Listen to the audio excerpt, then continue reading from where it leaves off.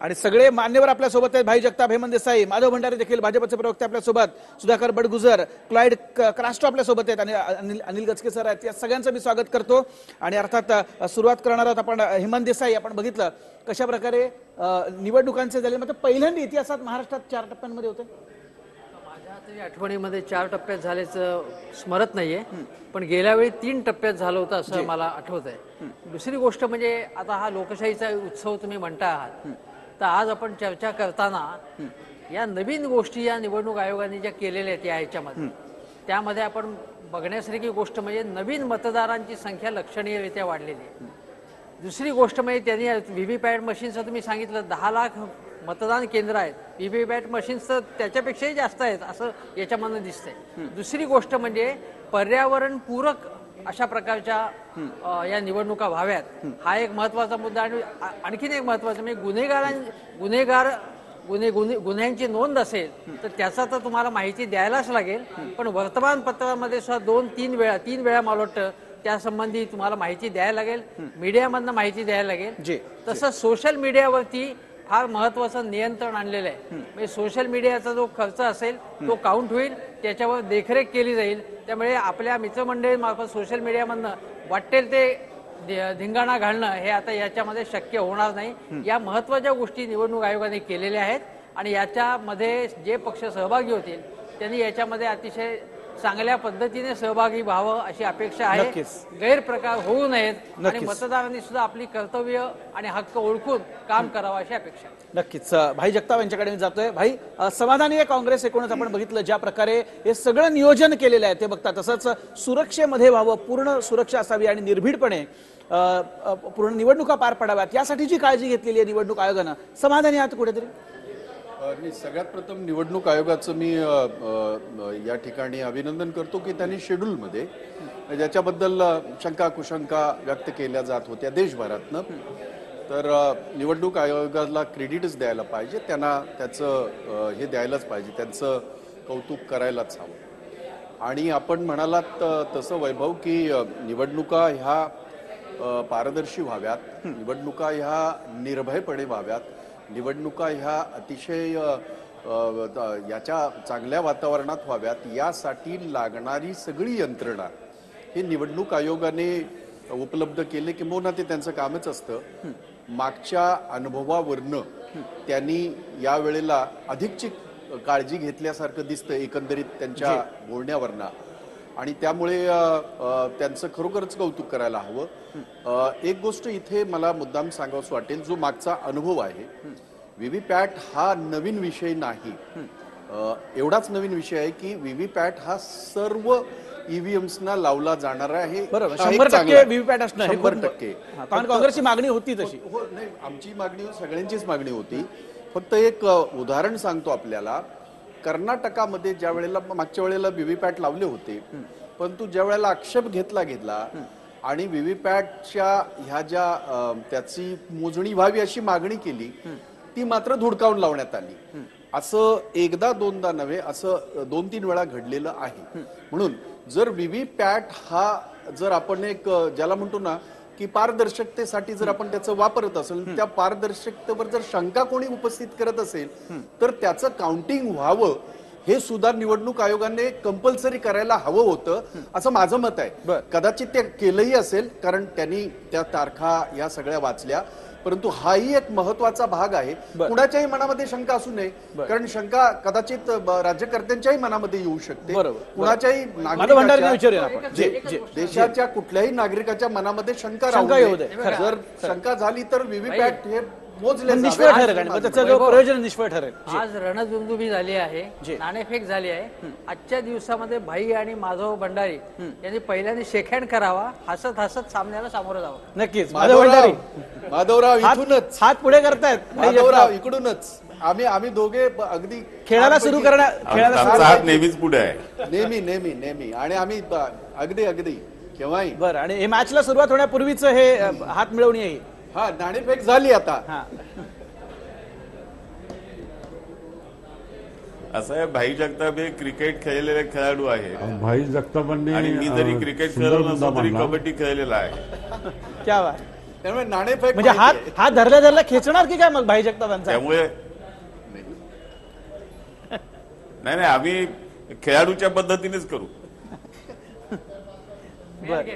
बरं आता मगाशी भाई जगतापांनी जो मुद्दा उपस्थित केला की 100% व्हीव्हीपॅट मशीन्स तर ठीक आहेत, मात्र जेव्हा कोणी शंका उपस्थित करेल तेव्हा मतमोजणी वगैरे होणार का? म्हणजे मतमोजणी म्हणजे व्हीव्हीपॅट मधले जी मतं आहेत त्यांची मोजणी होणार का? हे सगळं पारदर्शकता पुढे देखील दिसणार आहे का?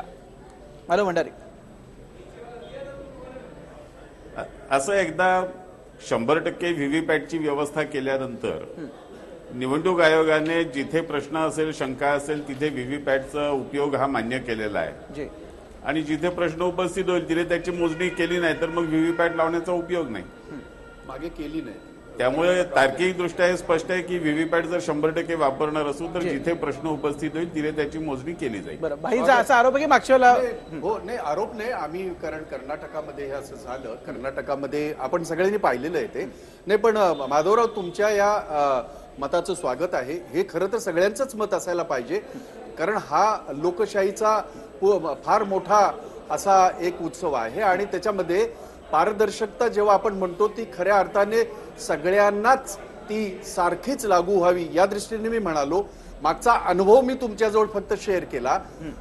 भविष्यामध्ये तुमचं म्हणणं हे खरं आहे. 100% जर व्हीव्हीपॅट लागले असतील आणि जे त्यांनी सांगितलेत तर जर शंका कुठे उपस्थित झाली तर त्या व्हीव्हीपॅटच्या ज्या या आहेत ज्या रसीद किंवा ज्याला आपण म्हणतो स्लिप्स आहेत, रसीदच म्हणतो आपण त्याला स्लिप्स, त्या मोजल्या जाव्यात आणि आपण म्हणताय ते बरोबर आहे की जिथे शंका तयार होईल निर्माण होईल तिथे ते व्हावं अशी एक स्वाभाविक आमची सगळ्यांची मागणी. नक्की. मात्र भाई मुद्दा असा आहे की ईव्हीएम नको अशी एक मागणी देखील मधल्या काळात काँग्रेसने त्याच्याबद्दल कोणाचाही दुमत आहेच ती जी केलेली होती पण ती आता शंका मिटलेली आहे. म्हणजे एक मिनिट मी जरा दुरुस्त करू. कारण असं नाही ना की निकाल आणि मागे पुढे हे सगळं बघून त्याच्यानंतर पुन्हा म्हणजे निकालाच्या अगोदरच सांगतो. म्हणजे काय ईव्हीएमच्या बाबतीमधली आमच्या ज्या शंका कुशंका आहेत त्या आहेतच. कारण त्याच्यासाठी आम्ही देशाच्या सुप्रीम कोर्टापर्यंत गेलो. म्हणजे आणि हा काय फक्त काँग्रेसने केलेलं हे नव्हे तर देशातल्या विरोधी सर्व पक्षांनी मिळून ते हे केलं होतं. ठीक आहे. आपण सर्वोच्च न्यायालयाचा हे ठेवलेला आहे की सर्वोच्च न्यायालयाने याच्या बाबतीमध्ये निकाल दिलेला नाही किंवा त्यांनी असं सांगितलेलं नाही जे आम्ही मागत होतो ते. पण या घडीला म्हणूनच मी सांगतोय की याच्यात अधिकची पारदर्शकता येण्यासाठी जे जे काही करता येईल जसं व्हीव्हीपॅटचं कुठे जर शंका आली तर तिथे त्या हे झाल्यावर निदान जो काही संशय निघून जाईल एवढंच माझं म्हणणं आहे. बाकी काहीच बाकीच्यांकडे जातो मी. जे माधवजी तुम्हाला एक मुद्दा मांडायचा नाही. ईव्हीएमच्या संदर्भामध्ये पहिल्यांदा जेव्हा ईव्हीएमची चर्चा सुरू झाली त्याच्यामध्ये शंका उपस्थित करणाऱ्यांमध्ये आम्ही होतो. मी स्वतः सुद्धा होतो. किरीट सोमय्या आणि आम्ही या विषयामध्ये बरेच कामं करून ईव्हीएम मध्ये काय करता येतं हे दाखवलं होतं आणि व्हीव्हीपॅटची तरतूद जी आहे ती आम्ही केलेल्या खटाटोपांमधून आणि हैदराबादचे एक IT तज्ज्ञ होते त्यांनी केलेल्या खटाटोपातून व्हीव्हीपॅटची कल्पना पुढे आली आणि ती पुढे लागू झालेली आहे. परंतु काँग्रेसने ईव्हीएम बद्दल आणि इतर पक्षांनी ईव्हीएम बद्दल ज्या शंका उपस्थित केल्या निवडणूक आयोगाने जेव्हा आव्हान दिलं की तुम्ही ह्या मशीन्स हॅक करून दाखवा तेव्हा हे कोणी आले नाही. त्यांनी त्याच्यापासून पळ काढला आणि लंडनमध्ये एक बुरखा घातलेला माणूस बसवून ते खोटं हॅकिंग करून दाखवलं. हे सुद्धा आपण विसरता कामा सांगू शकतो का? नाही. मला एक सांगायचं आहे फार सिरियस एकच मिनिट. फार काय झालंय की माधवराव आपण आता एक लोकशाहीचा उत्सव सुरू झालाय परंतु याच्या बाबतीमध्ये खऱ्या अर्थाने जर याच्या ईव्हीएमच्या बाबतीमध्ये शंका कुशंका या देशामध्ये सगळ्यात प्रथम कुठे घेतल्या तर तुम्हीच घेतल्या होत्या आणि व्हीव्हीपॅट आपण सांगितल्यानंतर ते झालेला नाही. आपल्या फक्त माहिती करता सांगतो अधिकची माहिती कदाचित मी चूक असेल मला माहित नाही पण हे मी आपल्याला नम्रपणे सांगतो की व्हीव्हीपॅटच्या बाबतीमध्ये सुद्धा आम्ही आग्रही होतो आणि त्या बाबतीमध्ये IITचे आपले इंजिनियर्स असतील किंवा तत्सम जे काही आपले जे हे असतील त्याच्याकडनं त्यांनी अशा पद्धतीचं एक मेकॅनिझम तयार करावं ही मागणी काँग्रेसने सुरुवातीपासून केली होती. परंतु त्या मागणीचा पाठपुरावा करत असताना ते अस्तित्वात येत असताना त्याच्या याच्या बाबतीमध्ये जे संशय तयार झाले ते मी म्हटलं, कारण ते मोजलेच गेले नाहीत म्हणून संशय तयार झाला हे मी म्हटलं. बरं क्रास्टोचा मुद्दा आणि त्याच्यानंतर माधव भंडारे. यांना काय तुम्हाला एक मुद्दा कारण व्हीव्हीपॅटच्या बाबतीमध्ये व्हीव्हीपॅटच्या बाबतीत मी सांगायला इच्छितो, माधव भंडारीजी जे सांगत होते त्यांचे एक प्रवक्ता आहेत GVL नरसिंहाराव, त्यांचं एक पुस्तक आहे डेमोक्रेसी एट रिस्क. त्या पुस्तक मध्ये त्यांनी एवढं सांगितलं की दुसऱ्यांदा कोण ईव्हीएम मशीन घेतलं की हात पण नाही लावणार, एवढं काहीतरी लिहिलंय त्याच्यामध्ये. माधव भंडारीजी बोलतात ते आता आपण खूप बोलू शकतो, पण आता त्याच्या पुढे जायला पाहिजे का आपण? कारण आता आपण वाहिनी पण असं म्हटलं की ज्या शंका उपस्थित केलेल्या होत्या व्हीव्हीपॅट जे आहेत ते आता 100% बसवलेले आहे, समाधानी आता पुढे जायला हवं कुठेतरी. ते बरोबर आहे, पुढे जायला हवं, पण दुसऱ्यावरती शंका उपस्थित केला पाहिजे. आपण आपला पण जरा बोला, अपने घर में जाके देखो ना, ते स्वतः तेच म्हणतात सुब्रमण्य स्वामी. दुसरं एक मी आपल्याला एक हेमंतजीने सांगितलं, त्याचा एक पुढे मी सांगायला इच्छितो. मी जे बोललो यांनी माझा मुद्दा लक्षात घेतला नाही किंवा लक्षात घ्यायची नाही ही जी सवय आहे. ईव्हीएम बद्दल प्रश्न उपस्थित करून जेव्हा ईव्हीएम मध्ये दुरुस्त्या केल्या, आम्ही त्याच्याबद्दल काय म्हटलं नाही. याच्या अनेक निवडणुका झाल्या, आम्ही निवडणुका हरल्यानंतर ईव्हीएमच्या नावाने मोडली. हारल्यावरच तुम्ही बोंबाबोंब करत होता. निवडणुका हारल्यावरच माधवराव हारल्यावरच बोंबाबोंब करत होता. जिंकल्या मग ईव्हीएम बद्दल नाही हारल्यावरच तुम्ही बोंबाबोंब करत होता. तुम्ही सगळ्यात कर्नाटकामध्ये ईव्हीएम त्यावेळेला ईव्हीएम बद्दल शंका होती कर्नाटकात. जिंकायला सुरुवात केली तेव्हा त्याच्यानंतर तुम्ही गप्प बसला. पहिला तुम्हीच बाबतीमध्ये जेव्हा जिंकायला सुरुवात केली तेव्हा शंका उपस्थित केल्या. आम्ही ज्या शंका उपस्थित केल्या त्याच्यावरती निवडणूक आयोगाने कारवाई केली. निवडणूक आयोगाने त्याच्यामध्ये दुरुस्त्या केल्या आणि निवडणूक आयोगाने ज्या ज्या वेळेला ईव्हीएम बद्दल बोलावलं त्याच्यावर आम्ही त्याच्यामध्ये भाग घेतलेला. आम्ही पळून नाही गेलो, तुम्ही तर लोक पळून गेला. बरं माधव भंडारी, आज आपण बघितलं या उत्सवाला खऱ्या अर्थानं सुरुवात झालेली आहे, तारखा लागलेल्या आहेत. आता सगळ्या विरोधकांनी देखील फेअर गेम खेळणं हे फार गरजेचं आहे. मग विरोधक असतील, सत्ताधारी असतील, सगळ्यांनी आता सोशल मीडिया संदर्भात काय बोलू इच्छितो. हो मी येतो तुमच्याकडे येतो. माधव भंडारी, फेअर गेम खेळला पाहिजे, कारण आता हात देखील मिळवलेले आहेत या गेमच्या पूर्वी. त्यामुळे आता हे सगळं बाजूला ठेवून आता हे स्वीकारलेलं आहे आपण, कारण आता काही होणार नाही. कोर्टात जाऊन बघितलं, सगळं झालेलं आहे. त्यामुळे आता फेअर गेम खेळला पाहिजे सगळ्यांनीच. निश्चितच फेअर गेम खेळलाच पाहिजे. ज्या सर्वोच्च न्यायालयामध्ये काँग्रेस जी गेली तिथे निवडणूक आयोगाने जे प्रतिज्ञापत्र दाखल केलंय त्यात त्यांनी म्हटलंय की काँग्रेसने खोटा कागदपत्र, खोटी आकडेवारी दाखल करून आमच्या विरुद्ध हे केलंय आणि त्याची सुनावणी चालू आहे. हाही फेअर गेमच म्हणू आपण. नाही आता माधवराव, आज तरी आपण हे करा, आज तरी सत्य बोला. नेहमीच तुम्ही असत्य बोलून ते जोरजोरात बोलत असता. फक्त आज तरी सत्य बोला. असं आहे की आम्ही दोन मुद्द्यांवर बोलतोय. दोन मुद्द्यांवर आम्ही सुप्रीम कोर्टात गेलो होतो. तो एक मुद्दा असा होता की ह्या व्हीव्हीएम थांबवून आपण मूळ जे आपल्याकडे स्लिप्सवर होतं तसं व्हावं, त्याच्यासाठी गेलो होतो. आणि व्हीव्हीएमच्या बद्दल ज्या शंका उपस्थित केल्या त्याचे प्रूफ सगळे दिले, परंतु इंटिरिम कसलीही रिलीफ सुप्रीम कोर्टाने दिली नाही. कोर्टाने केस आमची निकाली काढली नाही. फक्त एवढंच सांगतो, कारण त्याच्यावर मेरिट वरती केस पुढे भविष्यामध्ये चालेल आणि त्याचा काय जो निर्णय होईल तो, आणि आम्ही ते स्वीकारलं एवढंच सांगतो. चला, म्हणजे सध्या तरी स्वीकारलेलं आहे की ज्या प्रकारे निवडणूक आयोगाने आज प्रेस कॉन्फरन्स घेतली, सगळ्या गोष्टी विषयामध्ये तुम्ही सर्वोच्च न्यायालयाचा मान राखता, याच्याबद्दल आदर आनंद. आम्ही सगळ्यांचाच मान राखतो, फक्त आपण आपल्या देशाचे पंतप्रधानच मानत नाहीत. सर्वोच्च न्यायालयाच्या राम मंदिराच्या बाबत यांनी काय मानला? सर्वोच्च न्यायालय जुमानत नाही, तुमचा अधिकृत भूमिका आहे. कोण दबाव आणत आहे हे सुद्धा आपण लक्षात घेतलं पाहिजे. लोक सर्वोच्च न्यायालयामध्ये येतो. इम्तियाज जलील देखील आपल्या सोबत आहेत, एमआयएमचे नेते. आणि मी जुमानत नाही ही तुमची अधिकृत भूमिका आहे. नाही, आम्ही कधीच नाही, आम्ही केव्हाच केलं नाही असं. बरं अनिल गचके देखील आपल्या सोबत. सर्वोच्च न्यायालयाच्या आजचा दिवस नाही, उद्यापासून खरं आहे. सर्वोच्च फक्त जाताना सर्वोच्च न्यायालयाचे न्यायाधीशच रस्त्यावर आले, माधवराव, मी नाही आलो. आणि त्यांनी जे सांगितलं ते जरा आठवा, बस, बाकी सगळं संपलं. नाही आठवा. आता सर्वोच्च न्यायालयाचे न्यायाधीश जे रस्त्यावर आले त्यांनी जे आठवलं त्याच्याच न्यायमूर्तींनी दिलेले निकाल आम्हाला मान्य नाही, हे तुमच्या राष्ट्रीय अध्यक्षांची भूमिका आहे.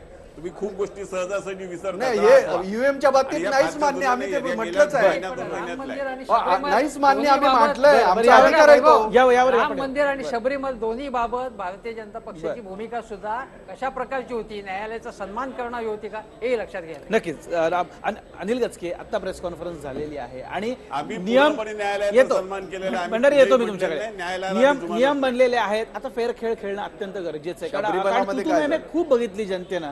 आता कुठेतरी मुद्द्यांवरती खरं तर लढाई होणं पुढची गरजेची. मला असं वाटतं की आपल्या भारतामध्ये इलेक्ट्रॉनिक मशीन्सनी व्होटिंग करण्याची पद्धत ही 15 वर्षापूर्वी सुरू झाली आणि त्यामुळे आता लोकांना ह्या सगळ्या मशीन वापरण्याची पहिल्यांदा माहिती नव्हती. लोक व्यवस्थित बटन दाबत नव्हते. त्याच्यानंतर आता त्यांना सवय झालेली आहे आणि त्याच्यामुळे आणि परत आता त्याला काउंटर चेक करण्याकरता 100% आहे. व्हीव्हीपॅट आहे. त्याच्यामुळे ह्या सगळ्या गोष्टीचा म्हणजे ज्याला आपण मॅच्युअर म्हणतो अशा निवडणुकीची प्रोसेस ही मॅच्युअर झालेली आहे आणि त्या योगे मतदारांना आपल्याला योग्य पद्धतीने योग्य माणसाला, योग्य व्यक्तीला आणि योग्य पक्षाला हे मत देणं हे सोपं झालेलं आहे. पूर्वीच्या काळामध्ये जे काय गोंधळ झाले किंवा गोंधळ झाल्यासारखा आरडाओरडा झाला, ह्या सगळ्या गोष्टींचा आता हा इतिहास झालेला आहे आणि त्या इतिहासाच्या मुळे आपण तोच परत उगाळत बसण्याचं काही कारण नाहीये असं मला वाटतं. आज आपण जे पहिल्यांदा जे प्रोव्हिजन नव्हती नोटाची, ती नोटाची प्रोव्हिजन सुद्धा आली. आता इलेक्शन कमिशनरनी पण सांगितलं की सगळ्यात शेवटचं बटन आम्ही नोटाचा ठेवलेला आहे, नन ऑफ द अबाव. आता नन ऑफ द अबाव हा ऑप्शन पूर्वी कधीच नव्हता. ज्या छापील मतपत्रिका असायच्या त्याच्यात सुद्धा कधीही नव्हता. अशा परिस्थितीमध्ये मतदारांना सगळे ऑप्शन्स ओपन आहेत.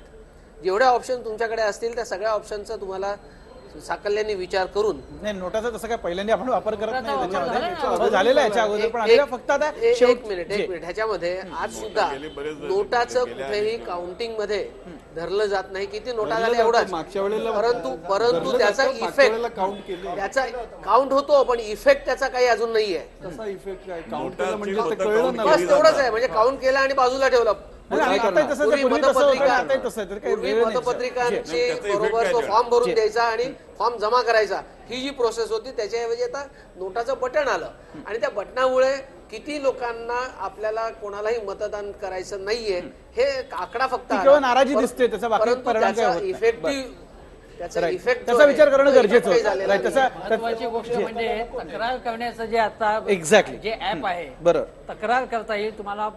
नवीन टेक्नॉलॉजीमुळे संपूर्ण फोटोग्राफ सी विजिल ऍप म्हणून आणलेलं आहे आणि अर्थात त्यांनी सांगितलं 100 मिनिटांमध्ये कारवाई करणं गरजेचं आहे. त्याचा उपयोग करणं आवश्यक आहे आणि त्याचा Absolutely. ताबडतोब त्याच्यावरती कारवाई केली जाईल. कुठल्याही पक्षाने कुठलेही गैरप्रकार केले तर हे महत्वाची गोष्ट आहे. एकच गोष्ट सांगू का आपल्याला, हे खूप छान वाटतंय ऐकायला. प्रत्यक्षात तसं नाही. आपल्या फक्त माहिती करता मुंबई कॉर्पोरेशनच्या निवडणुका झाल्या, तक्रार नंबर असाच दिला होता.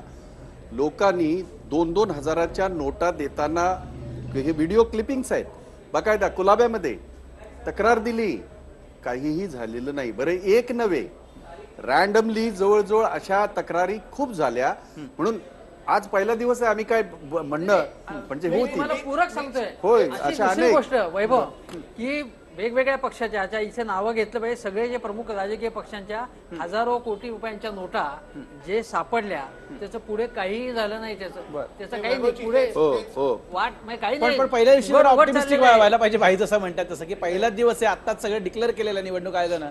त्यामुळे त्याच्यावरती फार शंका न घेता आपण वाट बघूया की इम्प्लिमेंटेशन कसं होतं. भाई बरोबर राईट. वैभवजी तेच उपस्थित होतो. आज चांगला निर्णय जे त्यांनी घेतलाय ते सोशल मीडिया संदर्भात निर्णय घेतलाय की सोशल मीडिया एक्सपर्ट राहणार आहे.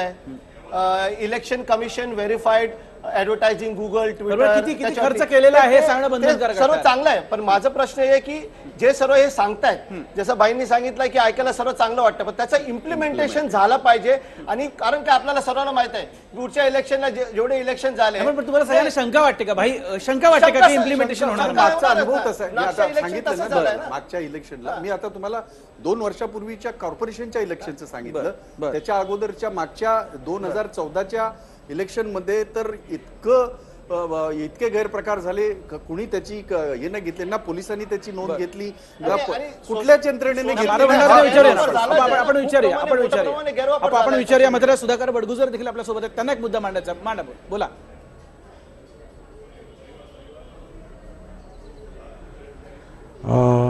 धन्यवाद. मी भाई जगताप आणि माधवजी भंडारी साहेबांनी जे मुद्दे मांडलेत आणि त्यांचा एकमेकाशी जो ट्युनिंग ज्या पद्धतीने झालं, सिनियर नेते आहेत. पण भाई जगतापांना मी एक सांगू इच्छितो की 2009 साली विधानसभेच्या निवडणुका झाल्यात आणि त्यामध्ये आपल्या पक्षाच्या कॅन्डिडेट होत्या शोभा बच्छा आणि त्यांनी तो मशीन EVM मशीन मॅनेज होतो म्हणून अशा पद्धतीच्या तक्रारी राज्य शासनाकडे केल्यात आणि निवडणूक आयोगाकडे केल्यात. त्यावेळेस तत्कालीन मुख्यमंत्री होते अशोकराव चव्हाण आणि त्यांनी त्यावेळेस ते EVM मशीन यांच्या कस्टडीमधून बाहेर काढलं आणि मिनिस्टर असताना सुद्धा ते हैदराबादपर्यंत ते मशीन घेऊन गेले आणि त्यांच्यावरती गुन्हे दाखल करण्याची वेळ त्यापर्यंत आली होती. परंतु अशा पद्धतीने निवडणूक आयोग किंवा पोलीस प्रोटेक्शन असताना अशा पद्धतीने मशीन काढता येतं का? तर माझं वैयक्तिक मत असेल की नाही. परंतु त्यावेळेस ही घटना सुद्धा झालेली आहे आणि EVM मशीनमध्ये हे फेरफार होते हे अनेक राजकीय पक्षांनी तक्रारी केल्या होत्या. त्यामध्ये अनेक तक्रारी येऊन निवडणूक आयोगाकडे गेल्या होत्या. निवडणूक आयोगाने आज जे प्रेस घेतली अरोरा साहेबांनी ते अतिशय सुंदर घेतलेले आहे आणि महाराष्ट्रामध्ये लोकसभेच्या निवडणुका 4 टप्प्यामध्ये डिक्लेअर केल्यात आणि टोटल इंटायर प्रोसेस जी आहे की मतदानाची ती 7 टप्प्यामध्ये अतिशय उत्कृष्ट त्यांनी भावना व्यक्त केल्यात की पोलीस डिपार्टमेंटचं सहकार्य असेल की त्याच्यावर प्रत्येक ठिकाणी प्रशिक्षक असेल आणि निवडणुकीबद्दल माहिती देईल, निवडणुकीच्या तक्रारीच्या संदर्भात नंबरही दिलेले आहेत. अशा चांगल्या पद्धतीचं जे सुरुवात झालेली आहे. मला असं वाटतं की लोकसभेची निवडणूक ही शांततेने पार पडली पाहिजे आणि त्यासाठी सर्व राजकीय पक्षांनी त्या ठिकाणी मदत केली पाहिजे. बडगुजरना फक्त एकच गोष्ट सांगतो ती अशी, 2002 साली अशोकराव चव्हाण मुख्यमंत्री नव्हते, विलासराव देशमुख मुख्यमंत्री होते. फक्त माहिती करता तुमच्या जरा व्यवस्थित हे करून घ्या. 2002 नाही म्हटलं मी, 2002 नाही, 2009 बरोबर आहे.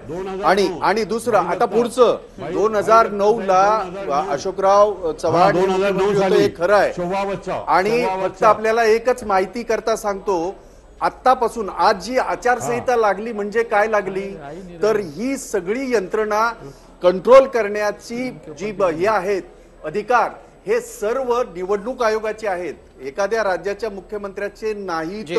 आणि म्हणून असं जर कधी झालं असेल जसं तुम्ही म्हणताय तर निवडणूक आयोगाला पूर्णतः अधिकार नाही म्हणत मी, की ते त्या बाबतीमध्ये कारवाई करू शकतात.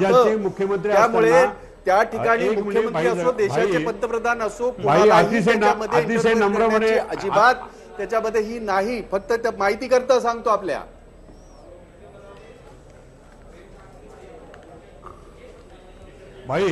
भाई अतिशय नम्रपणे सांगतो की निवडणूक प्रोग्राम जाहीर झाल्यानंतर, निवडणुका पूर्ण पार पडल्यानंतर, निवडणुकीचे निकाल जाहीर झाल्यानंतर हा जो प्रकार झाला, निवडणुकीचे निकाल जाहीर झाल्यानंतर 1 वर्षांनी 6 महिन्यांनी हा प्रकार झालेला आहे. तुम्ही पाहिजे तर शोभा बच्छांना आता फोन लावा, तुमच्या पक्षाच्या त्यावेळेस राज्यमंत्री होत्या, त्यांना विचारा. बरोबर. आपण पुन्हा एकदा मुद्द्यांवरती येऊया. इम्तियाज जलील देखील आपल्या सोबत आहेत. इम्तियाज जलील, समाधानी आहात का ज्या प्रकारे आपण बघतोय की महाराष्ट्रामध्ये पहिल्यांदा इतिहासात असं होतं की 4 टप्प्यांमध्ये? बडगुजर, मी येतो तुमच्याकडे पुन्हा एकदा. इम्तियाज जलील देखील आपल्या सोबत आहेत. आवाज येत नाही क्लिअर, त्यामुळे इम्तियाज जलील, 4 टप्प्यांमध्ये आपण बघतोय महाराष्ट्रामध्ये आता मतदान होतंय. समाधानी आहात का ज्या प्रकारे ही प्रेस कॉन्फरन्स झाली? नियम काय सांगितलेले आहेत? सोशल मीडियावरती कंट्रोल येणार आहे, एक ना अनेक गोष्टी, व्हिजिलन्ससाठी एक ऍप बनवलेलं आहे. समाधानी आहात? नहीं, देखिए इलेक्शन कमीशन चूंकि अब डिक्लेयर कर चुका है तो मेरे हिसाब से किसी भी राजनीतिक पार्टी को उसको एक्सेप्ट करना चाहिए, क्योंकि इलेक्शन 2019 के अंदर होने वाले हैं, ये सबको पता है. अब सवाल ये है कि कितने फेजेस में होना चाहिए था, कितने फेजेस में नहीं होना. अब सबसे अहम बात यह है कि हमारी उम्मीद ये है कि 2019 का इलेक्शन ये मुद्दों के ऊपर लड़ा जाएगा, वरना हकीकत यह है कि इलेक्शन जैसे ही आता है लोगों को ये दिखा दिया जाता है कि ये मुसलमान है, ये हिंदू है, ये मराठा है, ये दलित है. हमारी जात अगले 1.5 महीने तक है तो पूरी जात के नाम के ऊपर खेला जाएगा, वो किसी भी राजनीतिक पार्टी हो। हकीकत ये क्या है, इस बात की गारंटी आप देंगे इमाम ये नहीं करेगा? इलेक्शन इस देश के इम्तियाज अंदर जलील, जात क्या और आप गारंटी आज देंगे कि आज सर, बिल्कुल, चैनल मैं- के ऊपर आज आप ये कहेंगे कि ये इमाम की तरफ से नहीं होगा? बिल्कुल सबसे पहले होगा। क्योंकि आपके मैं नेताओं के इम्तियाज सर जलील कुछ की तरफ से आपको बयान ये अगर गारंटी देता हूं बयान सर अगर कुछ कि निकाले जाए तो फिर मैं मैं- आपसे दरख्वास्त करूंगा कि सर आपको जाके उनको पहले समझाना होगा। सर माफ कीजिएगा। तुमच्या पक्षाच्या जे बंधू आहेत, सर, अगर अध्यक्षांचे पुरानी बंधू, कहानियां अगर हम लेके त्यांनी बैठेंगे अतिशय- तो ये देश कभी भी आगे नहीं बढ़ेगा। हम 2019 की बात कर रहे हैं कि 2019 के अंदर इस तरह के मुद्दों को लेकर अगर हम विकास के मुद्दों के ऊपर बात करें, अगर अहम मुद्दे जो देश के सामने है, अगर अहम मुद्दों के बारे में बात करेंगे तो मेरे हिसाब से जो इलेक्शन जिस मकसद के लिए किए जाते हैं उसका हल होगा, वरना हकीकत ये है कि वही मुद्दे बार बार लेकर आते हैं। अब तो सबसे बड़ा सवाल ये है कि सोशल मीडिया आ गया है और सोशल मीडिया के ऊपर मॉनिटरिंग किस तरह से करेंगे ये इलेक्शन कमीशन ने बताना चाहिए था। इलेक्शन कमीशन ने तो ये तो कह दिया है। दूसरी हमारी चिंता की बात यह है कि पेड न्यूज के कंसेप्ट के बारे में भी बताया गया है। तमाम टेलीविजन चैनल्स हो या अखबार हो, मैंने खुद एक पत्रकार रहा हूं, मुझे मालूम है कि पेड न्यूज किस तरह से प्रोजेक्ट की जाती है। कोई चैनल ना तो इससे छूटा है और ना कोई अखबार इससे छूटा है। पेड न्यूज को किस फॉर्मेट के अंदर दिखाया जाता है, कैसे पैकेजेस लाए जाते हैं, ये सभी लोगों को मालूम है। और मेरे हिसाब से अगर ये इलेक्शन जनता का और नेताओं का है तो मैं समझता हूं कि आज इस इलेक्शन के दौरान पत्रकारिता किस रूप लेगी, पत्रकारिता अपना जो कर्तव्य है वो सही तरीके से निभाती है या नहीं निभाती है। वरना हकीकत ये हो गया है कि आज देश की पत्रकारिता जो है वो साफ तरीके से झलकता है कि कौन सा चैनल किस पार्टी के साथ जुड़ा है, कौन सा अखबार की आइडियोलॉजी किसके साथ जुड़ती है। अगर इस देश के अंदर फ्री एंड फेयर इलेक्शन चाहते हैं तो कहीं ना कहीं अखबार वालों को और टेलीविजन चैनल्स को भी पूरी जिम्मेदारी के साथ इस इलेक्शन के अंदर उतरना होगा, क्योंकि ये देश का सवाल है और देश के सवाल के मुद्दे के अंदर आपने जैसा कहे, अवैसी साहब अगर गलत कर रहे हैं तो आपके ऊपर पूरा अधिकार है। सिर्फ अवैसी साहब को ही नहीं, जो भी नेता अगर जाति धर्म को लेकर आता है, लेकिन हमारा यह कहना है कि जब भी हम इस तरह की बात करते हैं तो आप सिर्फ अवैसी साहब का नाम लेते हैं। जो भी नेता इस तरह का काम करेगा उसको कटघरे में खड़े करने की जिम्मेदारी आपकी है। बिल्कुल नहीं जलील जी, इस बात की मुझे बेहद खुशी है आज की मॅच्युरिटी आ गई है सारी नेताओं में, जो आप आज कह रहे हैं। खूप खूप चांगलं वाटतं। आणि सर तुम्हाला चांगली मराठी येते, खरं तर मराठीत बोललं तर अधिक चांगलं राहील। मात्र या गोष्टीचा खरंच आम्हाला आनंद आहे आज की एवढी मॅच्युरिटी आज आलेली आपल्या नेत्यांकडे की त्यांना लक्षात आलेलं आहे, जे मीडिया ओरडून सांगत होती, चांगली मीडिया असलेली या देशातली मी म्हणतोय की बाबा अशा प्रकारे जातीपातीचं राजकारण करू नका, त्यामुळे आज तुम्ही सगळे एका दिला नाही म्हणतायत, त्यामुळे याचा खरंच आनंद आहे भाई। एकच मिनिट, आपण जे सांगताय, जे ओरडून सगळेच जे सांगतात आहेत, मीडियाला आमची हात जोडून विनंती आहे की जे काय घडतंय ते जर आपण दाखवण्याचा प्रयत्न केला तर फार बरं होईल। त्याचं कारण असं आहे की हा काय कोणाचा व्यक्तिगत आरोप नाही, परंतु गेल्या 5 वर्षामध्ये ज्या पद्धतीने आम्ही सगळ्यांनी पाहिलंय आणि ते भोगलंय आणि आपण सगळं उघड्या डोळ्याने सगळं दिसतंय, त्यामुळे एक ट्विट बघूया आपण, कारण हे जसं आपल्या सगळ्यांसाठी पंतप्रधानांनी आपण बघतो ट्विट केलेलं, एकदा वाचूया नक्कीच, एकदा वाचूया। नरेंद्र मोदी यांनी आत्ताच आपण बघतो एक ट्विट केलेलं आहे या प्रेस कॉन्फरन्स नंतर, निवडणूक आयोगानं प्रेस कॉन्फरन्स घेतली आणि त्याच्यानंतर आपण बघतो एक ट्विट जे आहे ते पंतप्रधान मोदी यांनी देशाच्या नावे केलेले, त्यामुळे आपल्या सगळ्यांना ते लागू होतं। ते एकदा बघूया। आपलं पक्ष वेगळे असले तरी ध्येय एकच आहे, भारताचा आणि प्रत्येक भारतीयाचा विकास, असं म्हटलेलं आहे पंतप्रधान नरेंद्र मोदी यांनी।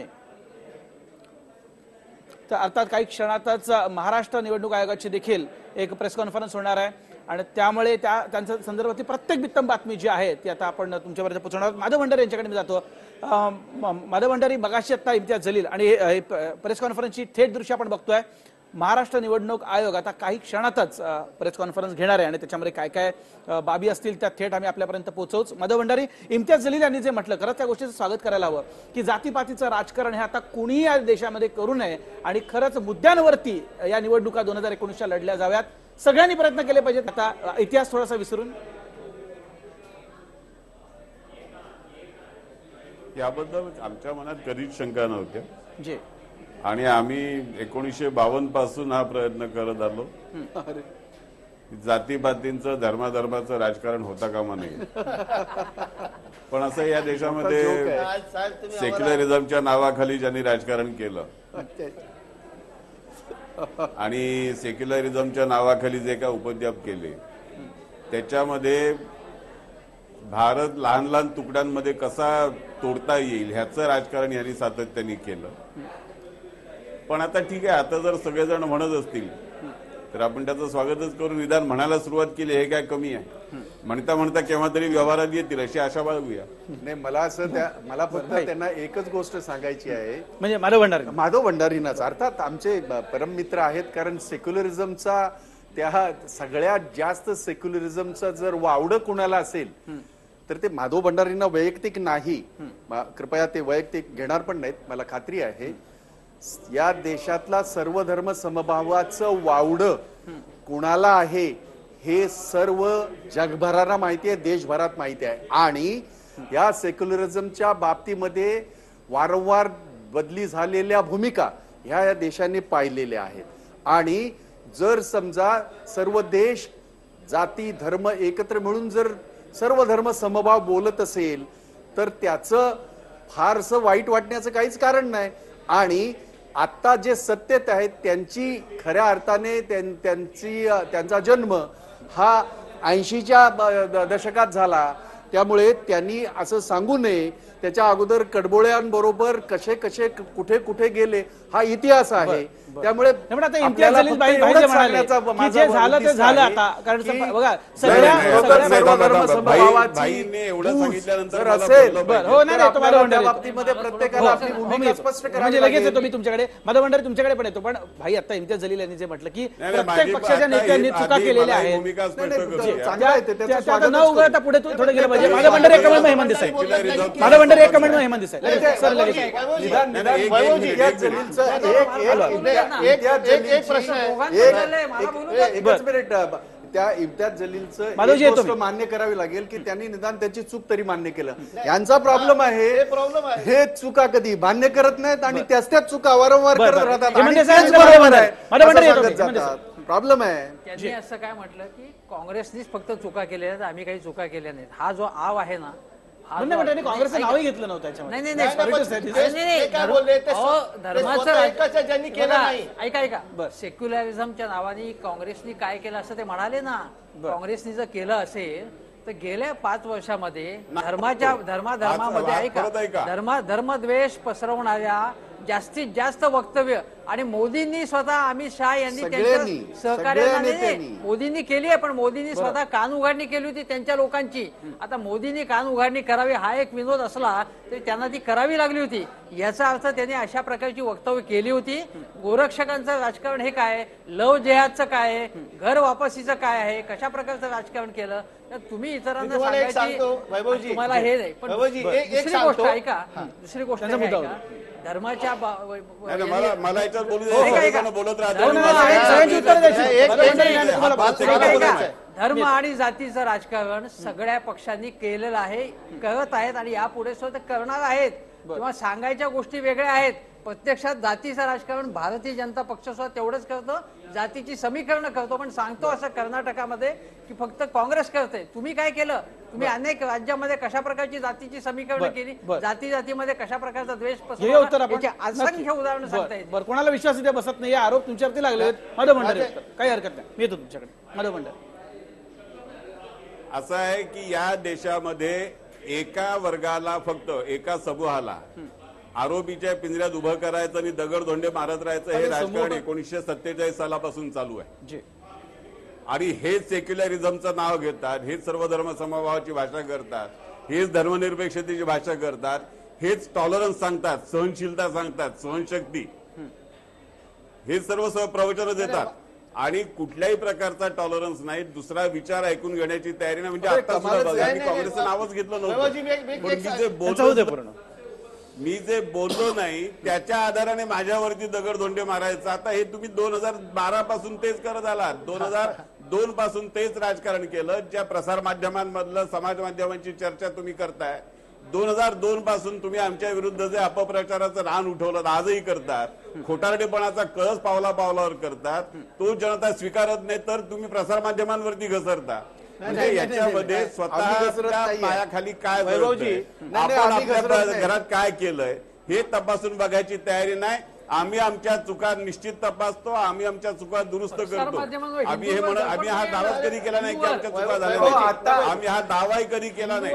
नाही, मला एक सांगा, पद्धतीचं राजकारण. मला बरोबर. आता एक मोठी बातमी बघता, सुजय विखे पाटलांचा भाजप प्रवेश होणार आहे 12 तारखेला मुख्यमंत्र्यांच्या उपस्थितीमध्ये. आताची सगळ्यात मोठी बातमी आपण बघतोय, 12 मार्च रोजी करणार भाजपमध्ये प्रवेश.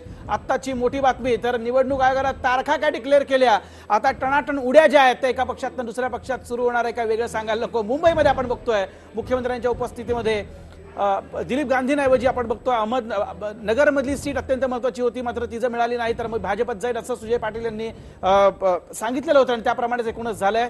सुजय विखे पाटलांचा भाजप प्रवेश निश्चित झालेला आहे. TV9 ला सूत्रांकडनं ही माहिती मिळते. आताची सगळ्यात मोठी बातमी आपण बघतोय, 12 मार्चला ते भाजपमध्ये प्रवेश करतील. आणि आपण बघतोय भाई जगताप यांच्याकडे जातोय. भाई जगताप, तारखा नाही डिक्लेअर झाल्या तर झाली सुरुवात टणाटण उड्या मारायला, तर काय काय झालंय दुर्दैवाने देशाचं जे विरोधी, बघा ही मोठी गोष्ट आहे, विरोधी पक्ष नेते असलेले आणि काँग्रेसचे इतके मोठे नेते असलेले त्यांचा मुलगा आता भाजपमध्ये जातो म्हणजे हे फारच विचार करणार. नाही, दुर्दैवीच आहे. मी आपल्याला, कारण या प्रक्रियेमध्ये पूर्णतः मी जरी नसलो तरी मी त्या आमच्या सगळ्या बाकीच्या सगळ्या प्रक्रियेमध्ये मी आहे. आणि मला असं वाटतं की संधीचं राजकारण करणाऱ्यांची संख्या गेल्या 10-15 वर्षामध्ये इतकी वाढले.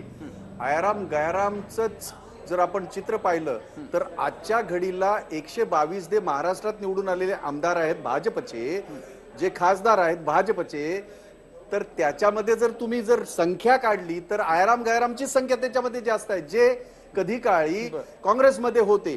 आता काही लोक, आता निवडणुका जाहीर झाल्या, आता हे आयाराम गयारामचं हे चालू राहणार. दुर्दैवी आहे, हे दुर्दैवी आहे. आणि खरं तर याला कुठेतरी आळा बसला पाहिजे आणि हा प्रत्येक पक्षाच्या बाबतीमध्ये लागू होतो. मलाही सुद्धा लागू होतो, काँग्रेसलाही लागू होतो. धक्कादायक आहे, धक्काच आहे, मी ते मान्यच करीन. म्हणजे त्याला कसली कारणं देणार नाही की विखे पाटलांचा एक मोठा परिवार, अगदी सिनियर विखेंपासून आता विरोधी पक्ष नेते आहेत ते स्वतः, राधाकृष्ण आमचे स्वतः विखे हे विरोधी पक्ष नेते आहेत आणि गेली 5 वर्ष सातत्याने त्यांनी सरकारवर अगदी त्यांना जेरीस आणलं. आज त्यांच्या घरी असं काही घडतंय, हे धक्कादायक आहेच. हे धक्कादायक आहे. तुम्ही प्रांजळपणे कबूल केलं, ही खूप मोठी गोष्ट आहे. धक्कादायक आहे. तुमच्याकडे मी येतोच. सुनील काळे माझे सहकारी आपल्या सोबत आहेत. सुनील, आताची सगळ्यात मोठी महाराष्ट्रातली बातमी आहे, निवडणुकाच्या तारखा काय डिक्लेअर झाला आणि काही क्षणातच ही बातमी आलेली आहे आणि सुजय विखे पाटील हे आता भाजपवासी होणार आहेत, काय सांगशील? वैभव, अत्यंत महत्वाची बातमी आहे. आणि आपण जर बघितलं तर काँग्रेस राष्ट्रवादीच्या वादाची किनार आहे. आणि एकीकडे लोकसभा निवडणुकीची तारीख जाहीर झाल्यानंतर ज्या पद्धतीनं राष्ट्रवादी आणि काँग्रेसमध्ये जागा वाटप होते आणि ही वादाची थिंगी आपल्याला म्हणावी लागेल. आणि भाजपने अशा पद्धतीनं काँग्रेसला मोठ्या प्रमाणात धक्का दिलेला आहे आणि काँग्रेस आणि राष्ट्रवादीमध्ये यामुळे मोठा वाद निर्माण होण्याची शक्यता आहे. कारण की जी राष्ट्रवादीची नगरची जागा आहे ती जागा द्यायला नकार दिला होता काँग्रेसला आणि आता मुख्यमंत्र्यांनी स्वतः त्यांच्या उपस्थितीमध्ये 12 तारखेला हा प्रवेश होणार आहे. आणि त्यामुळे कुठेतरी काँग्रेस आणि राष्ट्रवादीमध्ये या ठिकाणी वाद होण्याची शक्यता आहे. कारण की स्वतः विरोधी पक्ष नेते यांचा मुलगा. सुनील, तुझा मुद्दा कळलेला आहे. आणि राज्य माझ्या सोबत आहेत हुसेन दलवाई यांचं मी स्वागत करतो, काँग्रेसचे नेते. हुसेनजी, आत्ताच बातमी आलेली, अगदी ताजी बातमी आहे, मनमोहन सिंग आता लोकसभा लढवणार आहेत. मोठी बातमी आहे खरं तर काँग्रेससाठी देखील. हुसेनजी, मोठी बातमी, चांगली बातमी आहे, अतिशय स्वागतार्ह आहे. मात्र अनेकांच्या भुवया उंचावलेल्या आहेत की अचानक असं कसं काही शक्य नाही, ते ठीक आहे. असं आहे की त्या अर्थानं चांगला एक संदेश गेलेला आहे की ज्यांनी 10 वर्ष अतिशय चांगलं काम केलं, कुठेही खोटं बोललं नाही, थापेबाजी केली नाही, जे बोलले ते केलं, ते पुन्हा एकदा रिंगणात आलेले आहेत. ही अतिशय आनंदाची बाब आहे. बरं, हेमंत देसाई राजकीय विश्लेषक देखील आपल्यासोबत आहेत. एक मिनिट माझं म्हणणं असं आहे की बघा, पंजाबमधून अमृतसर हा जो मतदारसंघ आहे तिथे अरुण जेटली आणि अमरिंदर सिंग यांची लढत झाली होती. तो अतिशय सुरक्षित मतदारसंघ आहे. आणि भारतीय जनता पक्षाने जशी 75ची मुदत या वयाची मर्यादा आखून दिली तशी काँग्रेसमध्ये नाहीये. पण काँग्रेस आता अतिशय पेच प्रसंगातनं जात असल्यामुळे आणि मनमोहन सिंग यांचं तुम्हाला आठवत असेल तर 2004 सालच्या पेक्षा 2009 साली त्यांनी अतिशय स्वतःहून काही मतदारसंघात आक्रमक प्रचार केला होता. आणि नोटाबंदीसारख्या विषयामध्ये त्यांनी भारतीय जनता पक्षावर सर्जिकल स्ट्राईक केला होता. अतिशय थोडक्यात ते बोलले, पण मर्मभेदक हल्ला केला त्यांनी आणि त्याचा परिणाम झालाय. काँग्रेसच्या लोकांचा आणि विशेषतः मध्यमवर्गीय जो आहे इथले मतदारसंघ त्यामध्ये मनमोहन सिंग यांची इमेज अतिशय चांगली आहे, कारण मनमोहन सिंग आल्यामुळे काँग्रेसचा 100% फायदा होईल. अनिल गचके देखील आपल्यासोबत आहेत. अनिल गचके, हा विषय आता राहायला बाजूला, आपण बघितलं मनमोहन सिंग यांना उतरवत आहेत मैदानामध्ये. मात्र आपण आत्ताच जी प्रेस कॉन्फरन्स बघितलेली आहे म्हणजे राज्याच्या निवडणूक आयोगाची, जवळजवळ 64 लाखांपेक्षा जास्त नवीन मतदार आहेत. कोणाला फायदा होईल त्याचा, काय नेमकं वाटतं? एक तर आतापर्यंत ही जी सगळी राजकीय मंडळी इथे आहेत त्यांची जी चर्चा चालली आहे, तर त्या विषयावरनं जर का बघायला गेलं तर जात, धर्म, लिंग ह्याच्यावरनी निवडणुकीच्या रिझल्टवरती परिणाम होईल अशी शक्यता मला पर्सनली वाटत नाही. मुळात असं आहे की गेल्या निवडणुकीपेक्षा 7 कोटी मतदार वाढलेले आहेत. आता 7 कोटी मतदार वाढले तर सगळे ते काय एकाच पक्षाच्या बाजूनी किंवा 2च पक्षांच्या बाजूनी मतदान करतील अशी शक्यता अजिबात नाही. त्याचबरोबर आता नवीन मतदार जे झालेले आहेत त्याच्यामध्ये 1.5 कोटी मतदार हे 20च्या आतले आहेत, 18 ते 20 या रेंज मधले आहेत. त्यांना स्वतःची मतं बनवलेली असतील, काही आजूबाजूच्या परिणामांमुळे त्यांनी आपली मतं बनवलेली असतील, तर अशा सगळ्या गोष्टीमध्ये त्यांना त्यांची मतं ही ग्राह्य धरता येणार नाहीत. त्यांचं मत काय असेल हे त्या मतपेटीमध्ये किंवा मतदान यंत्रामध्ये जेव्हा नोंद होईल त्याच वेळेला खरं कळेल की काय त्याचा परिणाम झालेला आहे. त्याच्यामुळे कुठल्याही परिस्थितीमध्ये कुठच्याही पॉलिटिकल पार्टीला हे नवीन झालेले मतदार आणि जे 1.5 कोटी हे 20 वयाच्या 20च्या आत आहेत अशा लोकांच्या बरोबर त्यांना जास्त सलोखा निर्माण करायला लागेल जर का त्यांना आपल्या बाजूने घ्यायचं असेल तर, आणि तरच त्याचा परिणाम निवडणुकीच्या सीट्सवरती वाढण्याचा किंवा कमी होण्याच्या दिसेल. आणि अशामुळे आज आपण असं जर का धरलं की हे फक्त जात, धर्म किंवा स्थानिक लोकल पक्ष ह्याच्यामुळेच फक्त परिणाम होणार आहे निवडणुकींवरती, तर असं काही होणार नाहीये. ते नवीन मतदार आणि त्याचबरोबर महिला मोठ्या प्रमाणावरती आजकाल मतदानाला येत आहेत.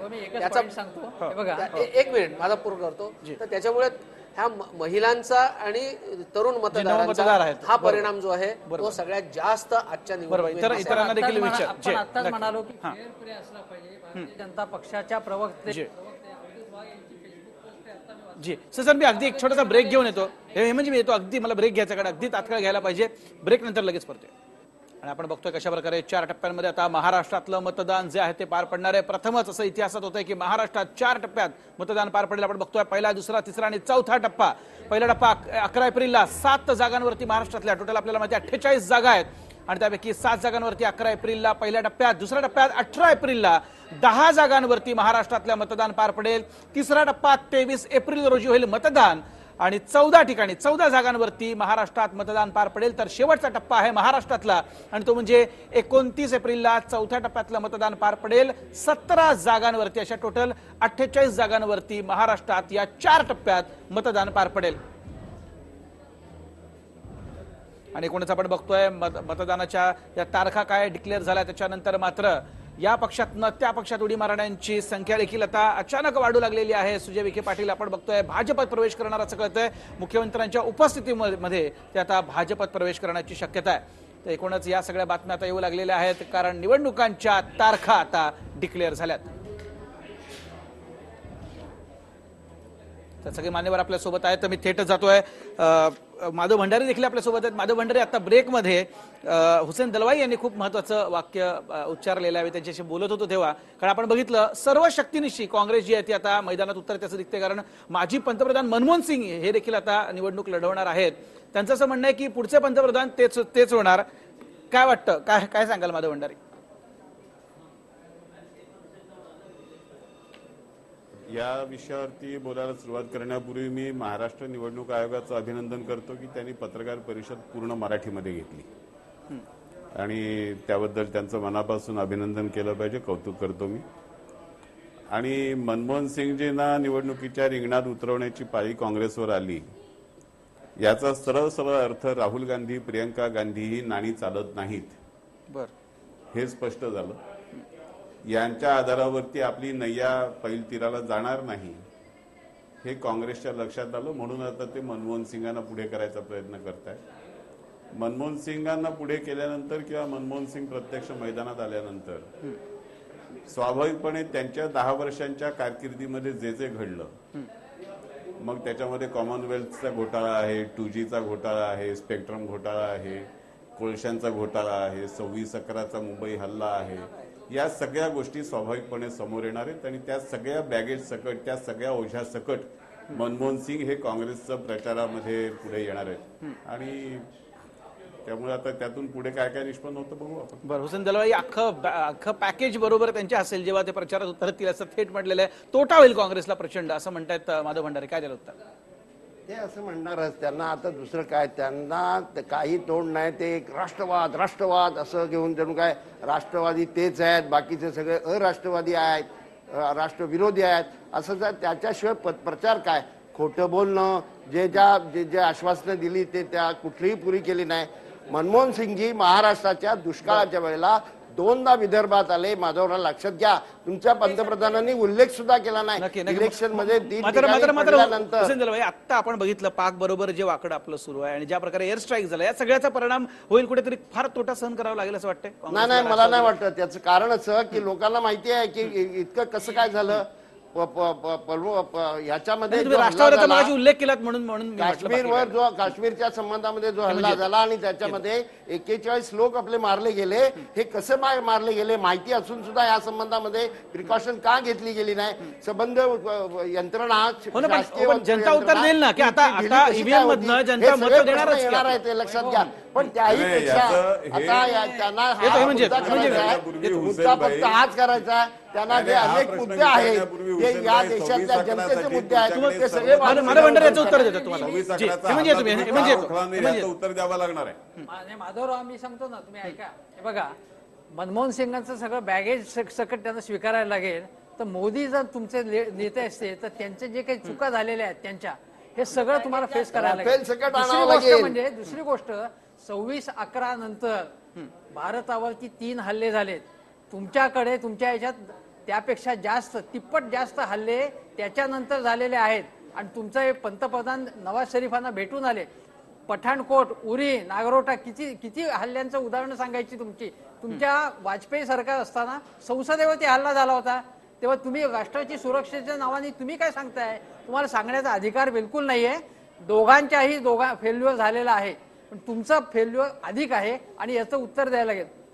मनमोहन सिंग जनता ठरवेल. मनमोहन सिंगांचं तुम्ही जनता ठरवेल, कारण जनतेच्या हातामध्ये माधवर ऐका, ऐका, तुमच्या एका पोस्ट टाकलेली आहे. आपण जे मगाशी म्हणालो की इलेक्शन फेअर झाले पाहिजेत, त्यांनी पोस्ट अशी प्रवक्त्यांनी टाकली महाराष्ट्रातल्या की पांडवांना आता विजय करण्याची वेळ आलेली आहे. याचा अर्थ असा आहे की जे विरोधक आहेत ते कौरव आहेत असं तुम्हाला म्हणायचंय का? हे चांगलं आहे का बोलणं? आजच्या निवडणुकीच्या उत्सवाच्या सुरुवात आपण जे प्रतिस्पर्धी असतो त्यांचं शेकहँड घेऊन कौतुक करतो आपण. त्यांना लढा, तुम्ही नीट लढा. हे फेअर प्ले आहे का हे तुम्ही सांगा पहिले. बर, माधवजी उत्तर देतो. फेअर प्ले हा विषय या देशामध्ये 1952 सालापासून काय केला गेला ना त्याचा एकदा इतिहास काढा आणि मग फेअर प्लेची प्रवचन आम्हाला द्या. आजचं सांगा ना तुम्ही. नाही, म्हणूनच सांगतो, फेअर प्लेची प्रवचन आम्हाला देण्यापूर्वी आम्हाला काय पद्धतीने तुम्ही सगळेजण वागवता हे आधी समजून घ्या आणि मग आम्हाला बोला. आता तुम्ही आम्हाला तुम्ही हेमंत देसाई सांगताय, ऐकून घ्या ना. आता तुम्हाला ऐकून घेण्याची तुमच्याकडे टॉलरन्स नाही. तुम्ही टॉलरन्सची भाषा करता. दुसऱ्याचं काही ऐकून घेण्याची सवय तुम्हाला नाही आणि तुम्ही टॉलरन्सची प्रवचन देता. नाही, बोला. कसला टॉलरन्स तुम्ही सांगता? कुठल्या गोष्टीचा टॉलरन्स सांगता? की ईव्हीएम हॅक केली. माधवराव, मी तुम्हाला आठवण करून देतोय की सध्या तरी तुम्ही सत्तेवर आहात. आता नंतर नसाल ती गोष्ट वेगळी, पण तुम्ही बोलताय विरोधी किंवा विरोधक बोलतात अशा रीतीने बोलताय, ते थोडं भान ठेवा, एवढंच माझं म्हणणं आहे. तुमच्याबद्दल मला आदर आहे म्हणून मी सांगतोय. सुद्धा आम्हीच असणार आहोत. पुढची 15-20 वर्ष आम्हीच आहोत. वा, 15-20 वर्ष नाही, 50 वर्ष किंवा हुसेन भाई तुम्हाला 50 वर्ष वाट बघायला लागणार हे लक्षात ठेवा. बरं, विद्यार्थी आपण बघितलं आताच महाराष्ट्राच्या निवडणूक आयोगाची देखील बरेच. आता जो खरा मुद्दा होता, हेमंत देसाई जे सांगत होते ना, जी 26/11च्या हल्ल्यानंतर याच मनमोहन सिंगांनी पाकिस्तानला मोस्ट फेवर नेशनचा दर्जा दिला होता. आणि 2014 मध्ये पराभव झाल्यानंतर काँग्रेसचे नेते पाकिस्तानात जाऊन भाषण करत आहेत की मोदींचा पराभव करण्यासाठी आम्हाला सहकार्य करा. पाकिस्तानने चालवलेल्या कारवाई आणि काँग्रेसचा या आवाहन या दोघांचा काय संबंध आहे त्याचं उत्तर द्या. आता 5 वर्ष वाट का बघितली तुम्ही? काँग्रेसचं हे आवाहन आणि पाकिस्तानने चालवलेल्या कारवाया यांचं नातं काय? बरं हुसेन दलवाई यांच्याशी विद्यात आहे. पाकिस्तानच्या संबंधामध्ये काँग्रेस काही नात्याचं सत्तेवर उत्तर द्या एकदा. आता तुम्ही मी तेच बोलतोय जरा ऐका. मनमोहन सिंगजी सत्तेवर असताना मनमोहन सिंगचा जन्म पाकिस्तानच्या एका खेड्यात झालेला असताना सुद्धा ते गेले नाहीत. लक्षात घ्या, त्यांनी कडक धोरण स्वीकारलं. जोपर्यंत तुम्ही नीट आमच्याशी बोलत नाही तोपर्यंत आम्ही बोलणार नाही, इथपर्यंत ते गेले. उरीवरचा हल्ला तुमच्या काळामध्ये झाला, पठाणकोटचा हल्ला तुमच्या काळामध्ये झाला. एक लक्षात घ्या जरा थांबा नंतर तुम्ही मला बोला, काय प्रश्न नाही, तुम्ही बोलायला काही हरकत नाही. पण तुम्ही तिथल्या शरीफ साहेबांसाठी केक घेऊन गेला, त्याला केलवलं, काय केलं, संबंध आधी न ठरवताना तिथे डॅश केलं. हे सगळं जे आहे किती प्रेम पाकिस्तानबद्दल, किती प्रेम, आणि ते प्रेम का इथल्या कुठल्या तरी मदत करण्यासाठी मला पाकिस्तान पाकिस्तान केलं. इथल्या कुठल्या तरी मोठ्या इंडस्ट्रीजला मदत करण्यासाठी तुमचं पाकिस्तान प्रेम होतं. तुम्ही ते गाव पाकिस्तानात टाकलं, त्यावेळेस तुम्ही पाकिस्तान तयार केलं. बरं ही तुम्ही सुरूच राहील. मी थेट जातोय. सुधीर मुनगंटीवार देखील अर्थमंत्री आपल्या सोबत आहेत. पाकिस्तानची निर्मिती, काश्मीरची निर्मिती हे सर्व काँग्रेसचं कर्तृत्व आहे. सर तुमचे माधवजी तुमचेच नेते आहेत आपल्या सोबत, लाईव्ह आहेत. बरोबर होतात ना. नक्की आपण पुन्हा एकदा तुमच्याकडे दोघांकडे येतो.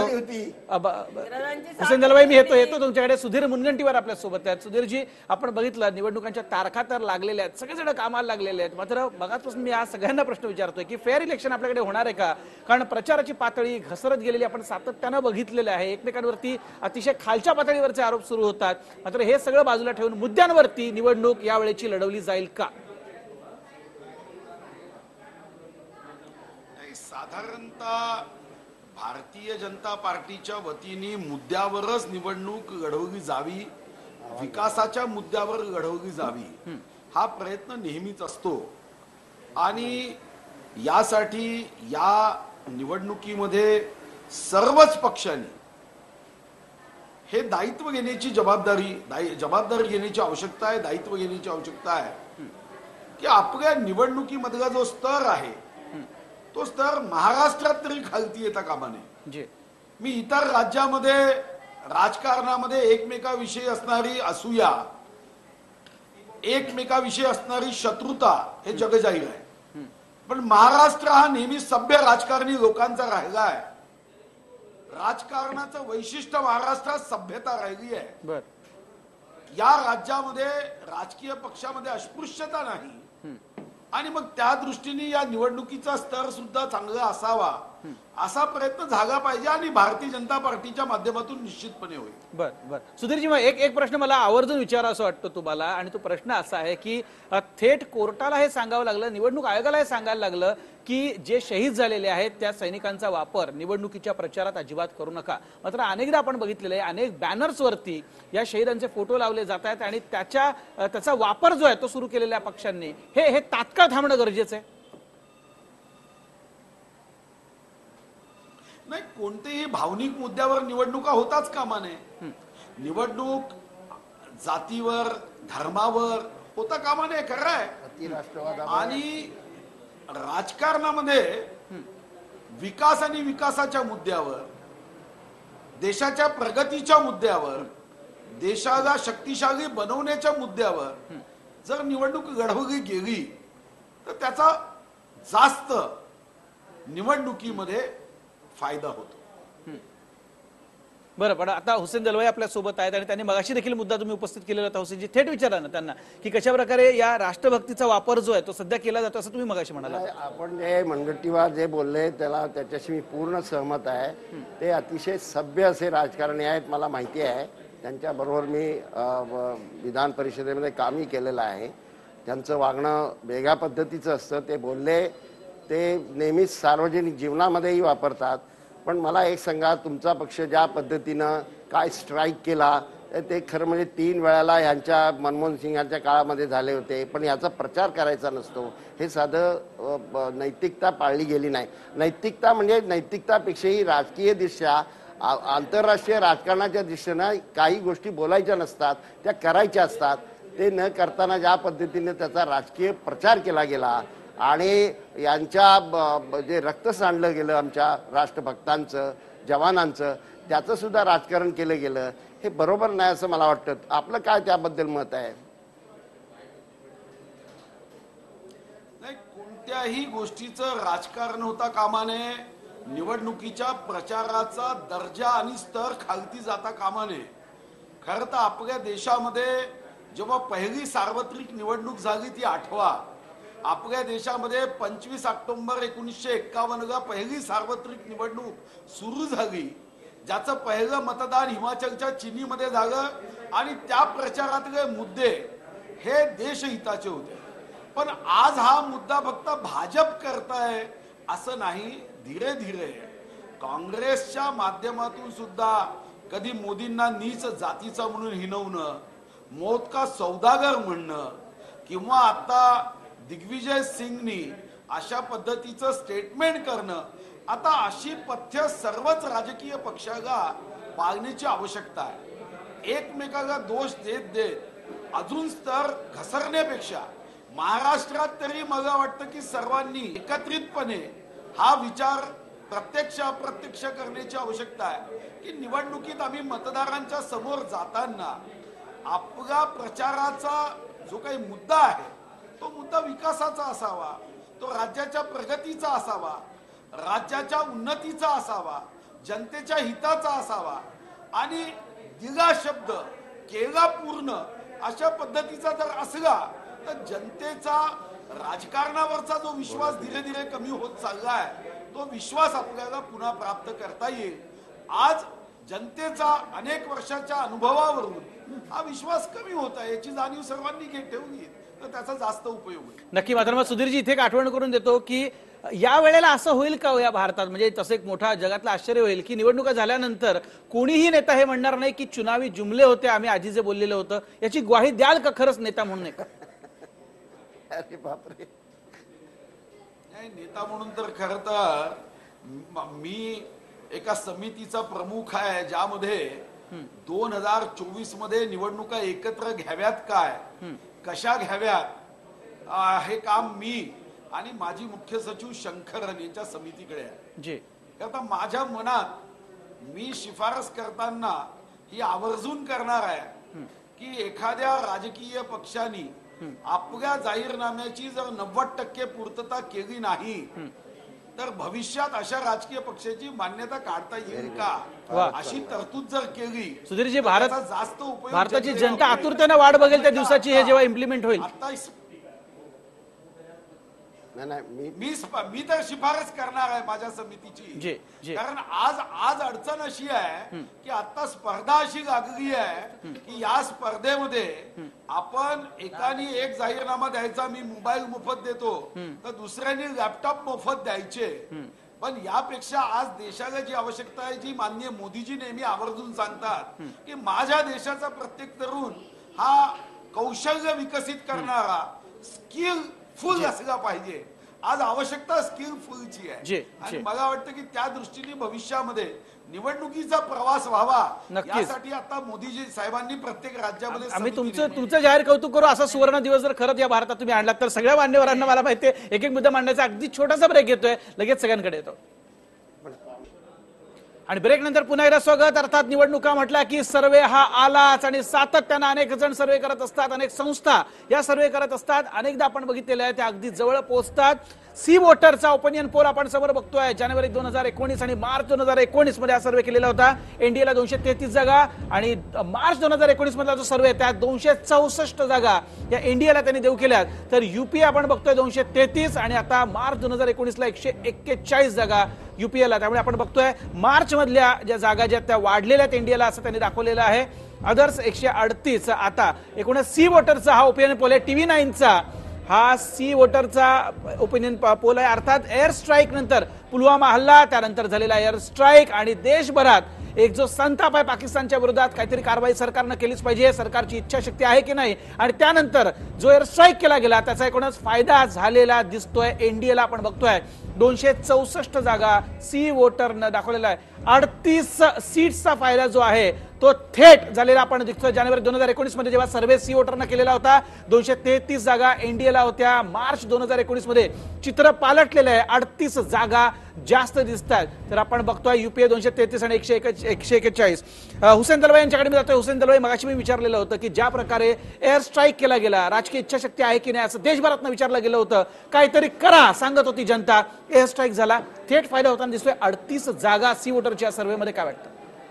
नाही, हे आत्ता दिसतंय एक साधारण वातावरण जे केलं गेलेलं होतं आणि विरोधी पक्षाने अतिशय चांगली भूमिका घेतली. विशेषतः काँग्रेसने पूर्णपणे त्यावेळेला जेव्हा परराष्ट्र धोरण असतं त्याच्यामध्ये पूर्णपणे सरकारच्या मागे उभं राहणं. पण हुसेनजी नंतर पुरावे मागून चूक झाली मग कुठेतरी या गोष्टीचा राग प्रत्येकाला आहेच. माझं या संबंधामध्ये अतिशय चांगल्या रीतीने भूमिका घेतली गेली आणि देश एकत्र झाला. त्याचा जनतेवरही परिणाम झाला की नाही आता हे काहीतरी करतायत.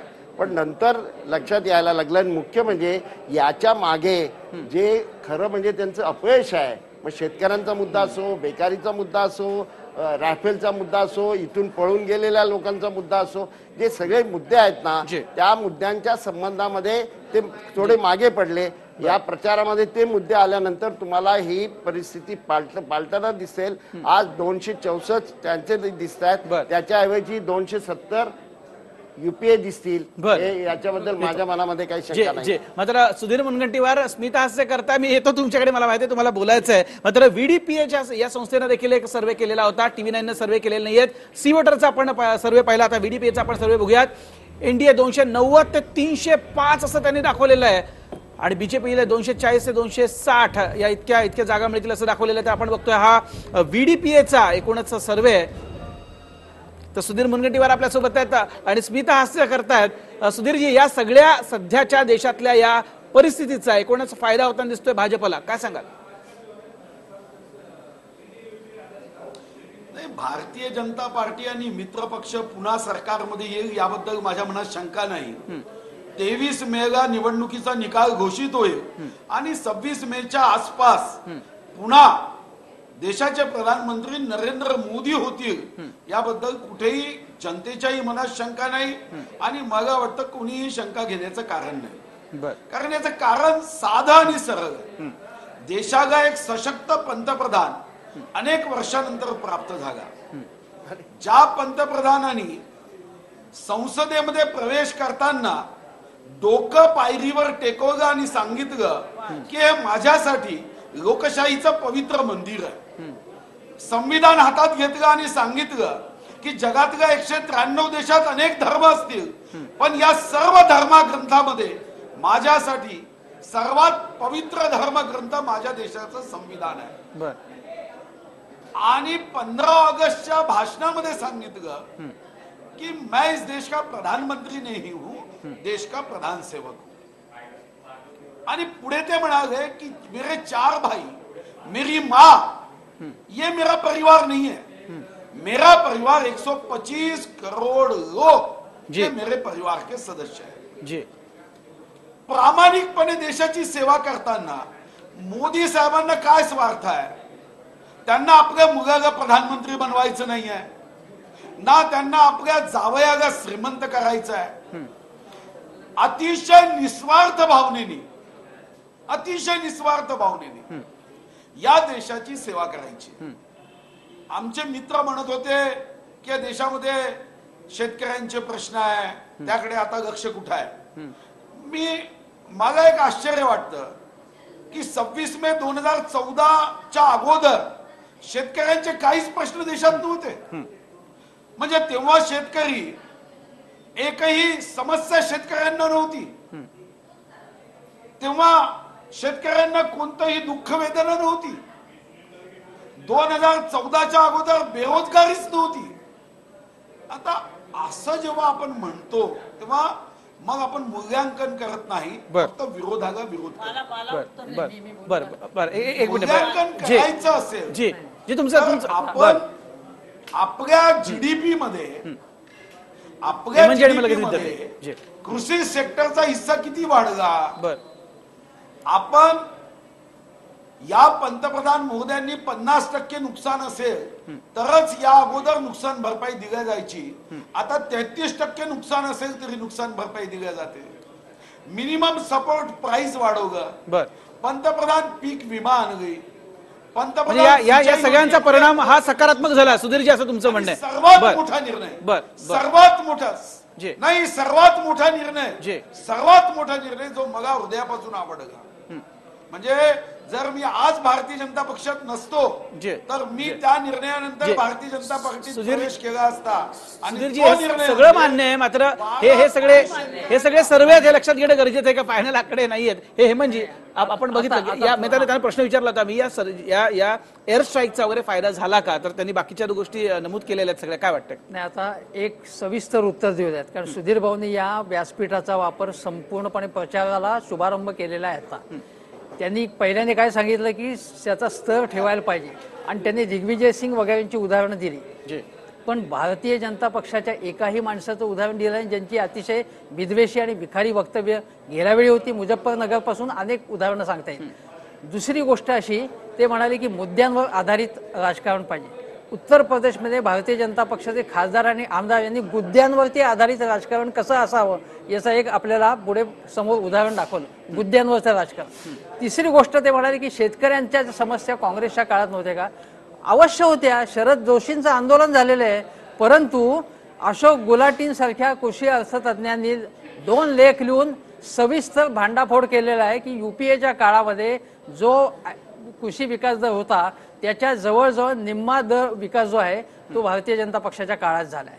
शेतकऱ्यांच्या आत्महत्या तर वाढलेल्याच आहेत, पण शेतीमधनं बाहेर पडण्याचं प्रमाण मोठ्या प्रमाणात झालेलं आहे.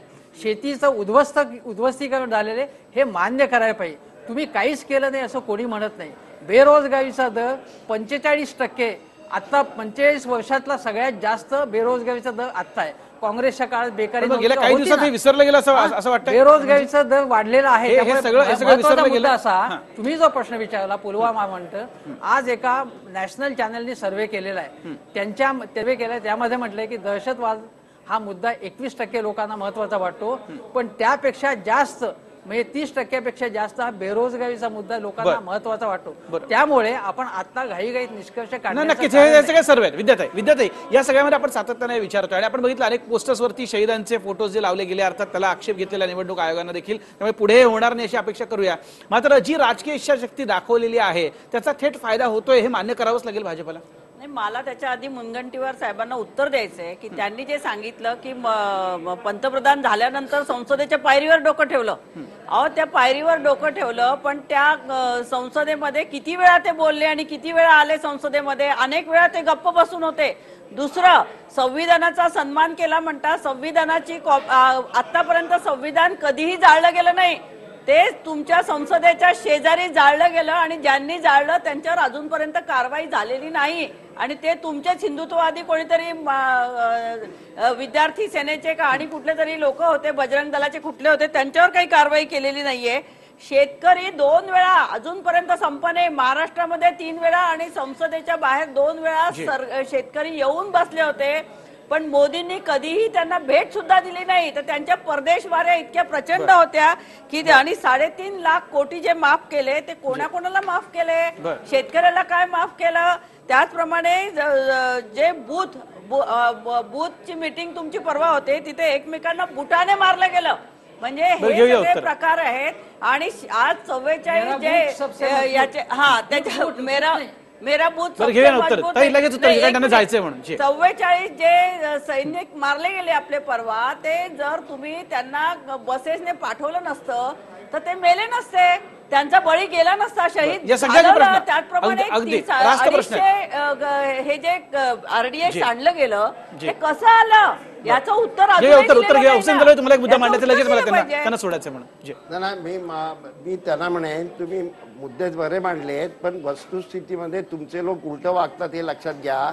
संसदेमध्ये तुमच्या लोकांनी असं मांडणी केलेली आहे राज्यसभेमध्ये, मी त्याला आक्षेप घेतला होता की की आम्ही ही जी संविधान आहे हे आम्ही मात्र मानतच सर नाही. आता एक सेकंड सांगा, कारण आता सगळ्यात मोठी बातमी आहे महाराष्ट्रातली. राज ठाकरे राष्ट्रवादीचा प्रचार करणार आहेत सूत्रांकडनं कळतं. आताची सगळ्यात मोठी बातमी आहे महाराष्ट्रातली. मोदींच्या विरोधात राष्ट्रवादीच्या मंचावरती दिसतील. आताची सगळ्यात मोठी बातमी. काल वर्धापन दिन होता. मनसेच्या भाषणामध्ये त्यांनी सांगितलं होतं की मी काय करणार हे नंतर सांगेन, मात्र मोदींच्या विरोधात राष्ट्रवादीच्या मंचावरती दिसतील. आज फडणवीसांनी देखील राज ठाकरे यांच्यावरती टीका केलेली होती. लिहून दिलेली स्क्रिप्ट जी बारामतीत आलेली होती ती वाचली असं थेट मुख्यमंत्री म्हणाले होते. सुधीर मुनगंटीवार, आपण बघतोय राज ठाकरे हे देखील आता मैदानात, मात्र थेट भाजपच्या विरोधात आणि राष्ट्रवादीच्या मंचावरती. काय वाटतं?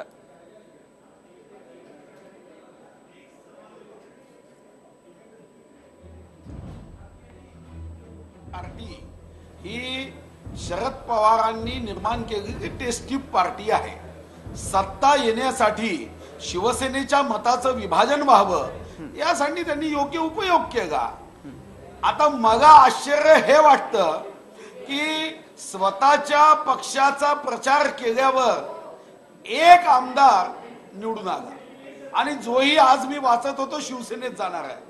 आता स्वतः प्रचार केल्यानंतर स्वतःच्या पक्षाचा एक आमदार आला तर त्याच पद्धतीने प्रचार केल्यानंतर कदाचित पुढच्या निवडणुकीत या राष्ट्रवादीचा एक खासदार निवडून येईल. या पद्धतीने राज ठाकरे साहेबांचं धन्यवाद आहे की त्यांनी निर्णय केला की त्यांच्या या प्रचारातून मनसेचा एक आमदार आला, आता राष्ट्रवादीचा प्रचार केल्यावर त्यांचा एक खासदार येईल. तर माझ्या शुभकामना आहे. उत्तम काम आहे, उत्तम काम. अगदी अगदी विद्यार्थी उत्तर देत आहेत. मला माहिती तुम्हाला निघायचं. खरं बोलतात हे तरी कबूल करा. 2013ला त्याच राज ठाकरेंनी सांगितलं होतं की मोदी काहीतरी चांगलं करतील, तेव्हा तुम्हाला बरं वाटत होतं. आज मोदींनी जर 4 वर्षात काही कामच केलं नाहीये, लोकांना फसवण्याचं काम केलंय, तर ते सत्य बोललं तर एवढा राग येण्याचं काहीच कारण नाहीये ना. ह्या देशामध्ये लोकशाही आहे. जे चाललंय ते जर स्पष्टपणे मांडलं तर त्याच्यावरती लगेच त्यांच्यावरती अशा प्रकारे टीका करणं, तुम्ही असतील किंवा मुख्यमंत्री असतील, हे बरोबर नाहीये. ते बोलतायत ते खरं बोलतायत ना, ते तरी तुम्ही कबूल केलं पाहिजे. वस्तुस्थितीला धरून तर आहे, लोकांनी मान्य करतायत ना. आम्ही खरंच बोलतोय ना, लोक मान्य मला एक करतायत. आश्चर्य वाटत आहे विद्याताई हा, की बोला. त्यांनी त्यांच्या पक्षाचा एक आमदार निवडून आणला, तोही शिवसेनेत जात आहे. आता राष्ट्रवादीचा प्रचार ते करणार आहे. आता हे तर आश्चर्य आहे की स्वतःची उत्तरपत्रिका सोडवली त्याच्यात 1 मार्क, आता राष्ट्रवादीची उत्तरपत्रिका सोडवायला निघाले. चालेल. सुधीरजी खूप धन्यवाद. तुम्ही आलात आणि टीव्ही 9शी तुम्ही बोललात, त्याबद्दल या चर्चेत सहभागी झालात. खूप धन्यवाद. इतर मान्यवर आपल्या सोबत आहेत. चालू असतं. जी नाही विद्यार्थी, एका गोष्टीची मी आठवण करून देतो. मधल्या काळामध्ये आपल्या भाषणांमध्ये राष्ट्रवादीच्या काही नेत्यांचं मफलरनी गळा आवळायला ते निघालेले होते, तेवढी फक्त तुम्हाला आठवण करून देतो. सुनील काळेमध्ये सहकारी आपल्या सोबत आहेत. सुनील, आताची महाराष्ट्रातली सगळ्यात मोठी बातमी आहे, कारण राज ठाकरे काय करणार याकडे सगळ्यांचं लक्ष लागलेलं होतं आणि आपण बघतोय राष्ट्रवादीच्या मंचावरती आता ते प्रचार करताना दिसतील भाजपच्या विरोधात. काय सांगशील? वैभव, निश्चित, कारण की जरी काँग्रेसला याचं वावगं असलं तरी सुद्धा राष्ट्रवादी मात्र राज ठाकरेंचा भरपूर जो आहे फायदा तो करून घ्यायचा प्रयत्न करणार आहे. कारण की स्वतः शरद पवार आणि राज ठाकरे यांच्याबद्दल यांच्या दोघांमध्ये ही चर्चा झालेली आहे आणि राज ठाकरे यांना फक्त मोदी विरोधात मैदानात उतरायचं नाही आणि लोकसभेमध्ये कुठलाही रस नाहीये, त्यांना विधानसभेसाठी रस आहे आणि त्यामुळे लोकसभेच्या मैदानामध्ये जे मनसेचं वोटिंग आहे किंवा मनसेचे जे मतदार आहेत ते किमान राष्ट्रवादीकडे वळवावे यासाठी राज ठाकरे आता आपल्याला राष्ट्रवादीचा प्रचार करताना माहिती सूत्रांनी दिलेली आहे आणि त्यामुळे राष्ट्रवादीच्या मंचावरती सुद्धा राज ठाकरे जाऊ शकतात अशा सुद्धा प्रकारची माहिती आपल्याकडे उपलब्ध झालेली आहे. या संदर्भात स्वतः राज ठाकरे आणि शरद पवार यांच्यामध्ये बोलणं झाल्याचं माहिती जी आहे ती मिळाली आहे. त्यामुळे आता जरी काँग्रेसला राज ठाकरे यांचं वावगं असलं तरी सुद्धा राष्ट्रवादी मात्र सातत्यानं राज ठाकरे यांचा जो फायदा आहे तो करून घेताना दिसतील. कारण की महाराष्ट्रामध्ये ज्या पद्धतीनं मनसेचं काही ठिकाणी जे मतदान आहे ते राष्ट्रवादीला मिळेल अशा प्रकारची आशा राष्ट्रवादीला आहे. नक्कीच. धन्यवाद. तुर्तास सविस्तर माहितीसाठी अपडेटसाठी तुझ्याकडे येणंच. माधव भंडारी देखील आपल्यासोबत आहेत. माधव भंडारी, काय नेमकी तुमची पहिली प्रतिक्रिया आहे? कारण आपण बघितलं की राज ठाकरे यांची आता तोफ धडाडेल, भाजपावरती गोळाफेक होईल आणि ती थेट मंचावरनं राष्ट्रवादीच्या. काय कोणाच वाटतंय? मधल्या काळातल्या भेटीगाठी आपण बघितलेल्या होत्या, शरद पवारांची मुलाखत, त्यांच्याशी झालेली जवळीक, या सगळ्याचा हा परिपाक म्हणावा? The cat has come out of the bag. म्हणजे ज्यांच्या इशाऱ्यावरती आतापर्यंत हे उद्योग करत होते ते कुणाच्या इशाऱ्यावर करत होते हे आता थेट बाहेर आलंय. चांगलं झालं, खरा चेहरा जनतेला दिसला. आणि सुधीर भाऊंनी सांगितल्याप्रमाणे त्यांच्या भाषणांच्या मुळे किती मतं मिळतात, किती मतदान फिरतं, किती लोक निवडून येतात याचा अनुभव 2014च्या विधानसभा निवडणुकींपासून झालेल्या सगळ्या ग्रामपंचायतींपासून महापालिका नगरपालिकांपर्यंत आपण घेतलेला आहे. आमच्या त्यानं शुभेच्छा आहेत. नक्कीच अनिल म्हणजे गचके, राष्ट्रवादी काँग्रेसला शुभेच्छा आहेत. जे राष्ट्रवादी काँग्रेसचं समजलं. अनिल गचके, कुठे चाललंय हे नेमकं राजकारण? काय नेमकं वाटतंय? कारण आपण बघितलं आज मुख्यमंत्र्यांनी देखील थेट आरोप लावले राज ठाकरे यांच्यावरती की स्क्रिप्ट येते आणि त्याप्रमाणे कालचं त्यांचं भाषण होतं असं म्हटलं होतं. राज ठाकरे यांनी काल ज्या प्रकारे भाषण केलं ते म्हणाले 2 जागा इकडे 2 जागा तिकडे असं मागायला मी काय प्रकाश आंबेडकर नाहीये, मी माझी भूमिका लवकरच स्पष्ट करेल. ही नेमकी काय भूमिका आहे? कारण मनसेच्या कार्यकर्त्यांना काय नेमकं वाटलं असेल यानंतर? त्याच्यामध्ये एक सर्वसामान्य मतदार म्हणून आणि एक कार्यकर्ता म्हणून असं एक म्हणता येईल की राज ठाकरेंनी जे काही सांगितलं ते राज ठाकरेंचं स्वतःचं मत आहे का, ते त्यांच्या पक्षाचं मत आहे का, त्यांच्या सगळ्या कार्यकर्त्यांचं सुद्धा तेच मत आहे हे लवकरच दिसेल. परंतु एक गोष्ट नक्की झाली की त्यांची स्वतःची लोकसभा निवडणूक लढवण्याची क्षमता नाही हे एकतर उघड झालं.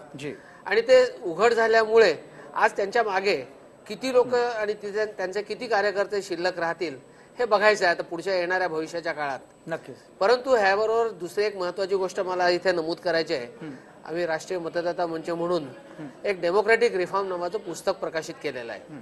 त्याच्यामध्ये ह्या सगळ्या राजकारणी मंडळींनी काय गोंधळ घालून ठेवलेल्या गेल्या 60 वर्षामध्ये त्याचा उहापोह करून त्याच्यात काय सुधारणा असावी हा त्याच्यामध्ये आम्ही उल्लेख केलेला आहे. आज अशी परिस्थिती आहे की कुठलीही पार्टी घ्या, पॉलिटिकल पार्टी घ्या, काही कमी काही जास्त, परंतु त्याच्यामध्ये क्रिमिनलायझेशन झालेलं आहे. आज प्रत्येक पार्टीमध्ये निवडून आलेले आणि पदाधिकारी असलेले असे क्रिमिनल्स लोक खूप दिसतात. तर आमची अशी सगळ्या पॉलिटिकल पार्टींना पण विनंती आहे की तुम्ही जेव्हा निवडणुकीच्या करता उमेदवार निवडता त्या निवडण्यामध्ये तुम्ही क्रिमिनल रेकॉर्ड ज्यांचा नाही. तुमचा मुद्दा लक्षात आलेला. फक्त माझा मगाचा मुद्दा मी येतो तुमच्याकडे. मगाचा मुद्दा फक्त आपल्याला कंप्लीट करू द्या. राज ठाकरे यांची तोफ आता राष्ट्रवादीच्या स्टेजवरती त्यांच्या मंचावरनं धडकणार आहे. विद्याताई, अनेकांनी याच्या अगोदर अनेकदा म्हटलेलं होतं की काहीतरी आहे, शिस्त आहे, काहीतरी सेटिंग सुरू आहे. अनेकदा अनेक नेत्यांनी ते डिनाय केलेलं होतं, मात्र झालं तसंच. काय नेमकं गणित म्हणावं आहे? नाही, हे सेटिंग वगैरे काही नाही किंवा फायदा होईल राज ठाकरेंमुळे की नुकसान होईल? नाही, सेटिंग नाही किंवा काय शिस्त आहे असं म्हणणं चुकीचं आहे. तुम्हाला एक लक्षात घ्यायला पाहिजे की ज्यांना मोदी नकोय, म्हणजे आता लोक बेजार झालेत, ते मोदींना आता फेकू मोदी म्हणायला लागलेत. तर तुम्ही जर आतापर्यंत 2 वर्षातले सगळे सोशल मीडियाचं बघितलं तर त्यांनी जे मोदींनी सांगितलं होतं की अच्छे दिन येणार किंवा हे करणार, प्रत्येकाच्या अकाउंटमध्ये काय 15-15 लाख रुपये टाकणार, 2 कोटी बेरोजगारांना नोकऱ्या देणार. त्यामुळे लोकांना एक आशा निर्माण झाली होती. लोकांना असं वाटलं विदेशातला काळा पैसा येईल आपल्या अकाउंटमध्ये. प्रश्न तुम्हाला विचारते, राज ठाकरे यांच्याविषयी विचारलेला आहे. तर राज ठाकरे हे आता राष्ट्रवादीच्या मंचावर न प्रचार करणार आणि भाजपच्या विरोधामध्ये, हे काय म्हणजे सगळे मी नाही मुद्द्याचं बोलते ना. राज ठाकरेंना करू दे ना, चांगलंच आहे. मी माझं सांगायचं उद्दिष्ट हे आहे की सगळे जण जे मोदींच्या विरोधात आहेत ते महाआघाडीमध्ये आलेले आहेत आणि त्यातले राष्ट्रवादीच्या नेत्यांकडे भाषण कौशल्य नाहीये, त्यांना मुद्दे मांडता येत नाहीयेत, ते मोठे नेते नाहीयेत की आता राज ठाकरे येणार त्यांच्या मंचावरती आणि प्रचार करणार. हे गणित आमच्या कुशल नेत्यांबरोबरच राज ठाकरेंची तोफ पण आमच्या बरोबर धडाडणार आहे, याचा आम्हाला आनंद आहे. बरं, आनंद व्यक्त करतात. हे म्हणजे हे बघा, छोटीसी मुलाकात प्यार बन गई. माहिती द्यायची माधवराव, एक मिनिट. छोटीसी मुलाकात प्यार बन गई हे गाणं तुम्हाला माहिती असेल. शरद पवारांची मुलाखत राज ठाकरे यांनी घेतली, त्यावेळेपासून हे चर्चा सुरू होती. आता हे दिसतंय, ठीक आहे, आता प्रतिकूल काळ आहे, मनसेच्या दृष्टीने स्पष्ट आहे. आणि मग प्रतिकूल काळ असलं, सुधीर भाऊ म्हणाले त्यांची टीका रास्त ती, पण 1984 साली जेव्हा भारतीय जनता पक्षाकडे सुद्धा 2च जागा होत्या, त्यामुळे त्या पुढे वाढू शकतात, त्या कोणाच्याही वाढू शकतात. दुसरी गोष्ट म्हणजे राष्ट्रवादीकडे पूर्वी छगन भुजबळांसारखी तोफ होती. आज छगन भुजबळांचा तसा दबदबा राहिला नाही, कारण त्यांची विश्वासार्हता धुळीस मिळालेली आहे. अजितदादा पवार किंवा बाकीचे नेते आहेत, पण राज ठाकरेंनी काल ज्या प्रकारची परखडपणे किंवा रोखठोक आणि अतिशय स्पष्ट मुद्देसूद मतं मांडली, त्याचा प्रभाव राज ठाकरेंचा अजूनही प्रभाव पडतो, जो राष्ट्रवादीच्या अनेक नेत्यांचा एक वक्ता म्हणून सांगतोय. वक्ता अगदी क्विकली मला ब्रेक हेमंत देसाईजी, तुम्ही भुजबळ साहेबांची हल्लीची भाषणं ऐकायला पाहिजे. मोदींनी सुद्धा विचारलं की हा काय एवढं बोलतोय बाबा, म्हणजे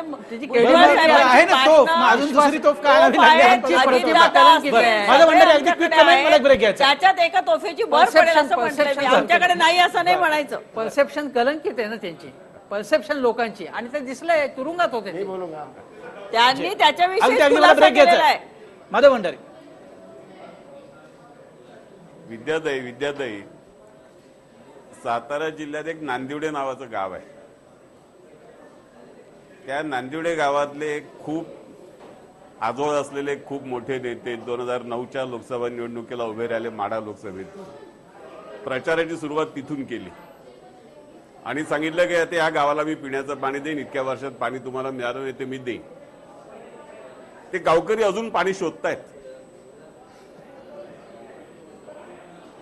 त्यामुळे आता बाकीचं कोणी काय सांगितलं ना ह्याचा हिशोब आपण करू सावकाश, पण नांदिवड्याचं जरा माहिती घ्या.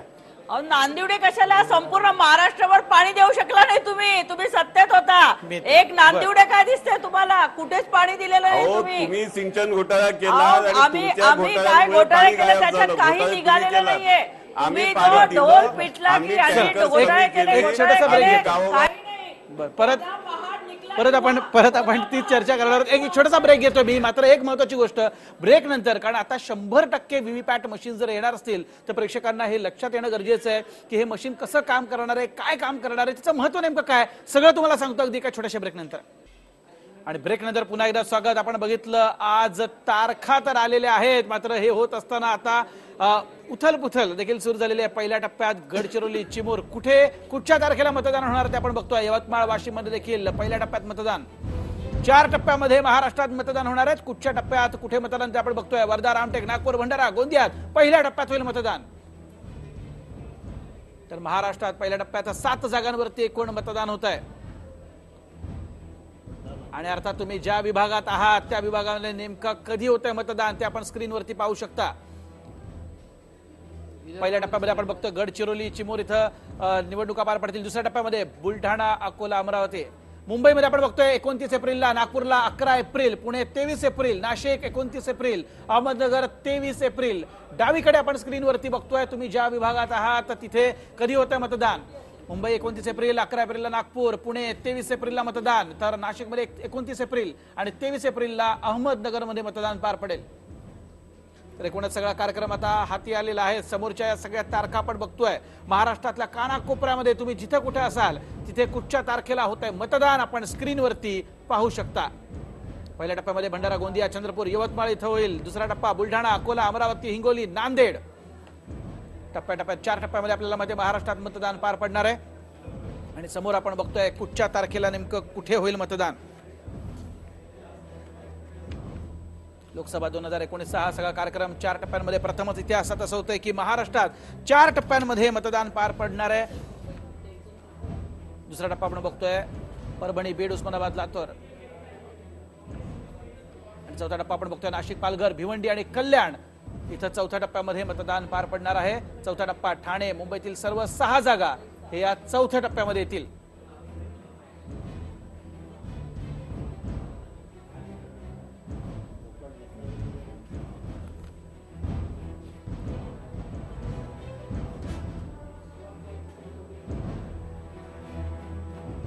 आणि आज निवडणूक आयोगाची जी प्रेस कॉन्फरन्स झाली त्यात एक सगळ्यात महत्त्वाचा मुद्दा तो होता म्हणजे पारदर्शकता आणण्यासाठी या मतदानामध्ये 100% व्हीव्हीपॅट मशीनचा वापर होणार आहे. मात्र असं असताना व्हीव्हीपॅट मशीन नेमकं काय, कसं, त्याचा काय उपयोग, त्याचं महत्त्व किती आहे हे सगळं आता आम्ही प्रेक्षकांपर्यंत पोहोचवणार आहोत.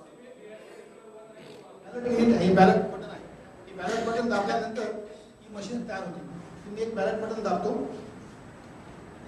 याच्यावर बिझी लाईन आहे, याच्यावर ग्रीन लाईन लागली, याच्यावर ग्रीन लाईन लागली. दिस मीन्स आता हे यू कॅन वोट, तुम्ही वोट करू शकता. सरी या एक बटन कुठले प्रेस करा, वोटिंग करा. हे वोट केल्यानंतर 7 सेकंदामध्ये इथं स्लिप दिसेल. तुम्ही ज्याला मतदान केलंय ती स्लिप केलं होतं. ओके, आपण ह्याला मतदान केलेलं आहे, हे 8 नंबर. ज्यावेळेस आपण प्रत्यक्ष मतदान कराल त्यावेळेला त्या उमेदवाराचं नाव, त्या उमेदवाराचं पक्षचिन्ह आणि ह्याच्यावरती सिरियल नंबर दिले आहे, त्या सिरियल नंबर एवढ्या त्या पावतीवर क्रमांक दिलेले असतील. ही पावती ह्या ड्रॉप बॉक्स मध्ये पडेल. हे 7 नंबरचं बटन दाबलेलं आहे. हे कुठल्याही परिस्थितीमध्ये सिक्रेसी आपल्याला ओपन करू शकणार नाही. फक्त हे आज डेमोसाठी आपल्याला खात्री पटावी म्हणून आपण दाखवत आहे. हे 7 नंबरचं स्लिप याच्यामधून पडेल. इथं हे 7 सेकंड स्लिप दिसेल. फक्त आपल्या माहितीसाठी दाखवतो. हे इलेक्शनच्या पोलिंगच्या वेळेस होणार नाही. फक्त आपली खात्री पटावी म्हणून आपल्याला दाखवतो. तेव्हा हे शेवटचं 7 हे 8 नंबर आणि ह्या टेस्टिंग 7 स्लिप आहे.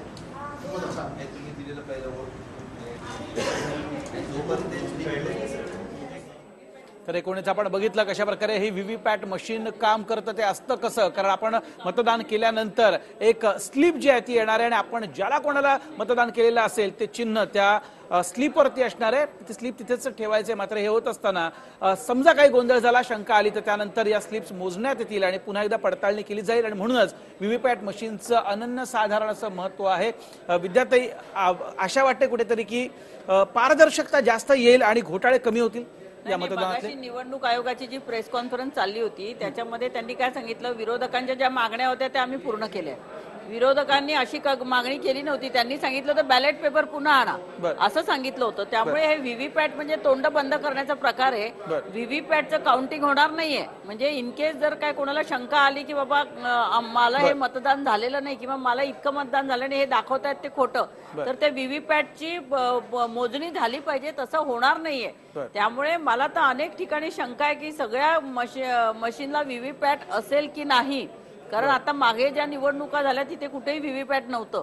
त्यामुळे आता हे सांगितलेलं जर 100% तर मग विश्वास ठेवावा.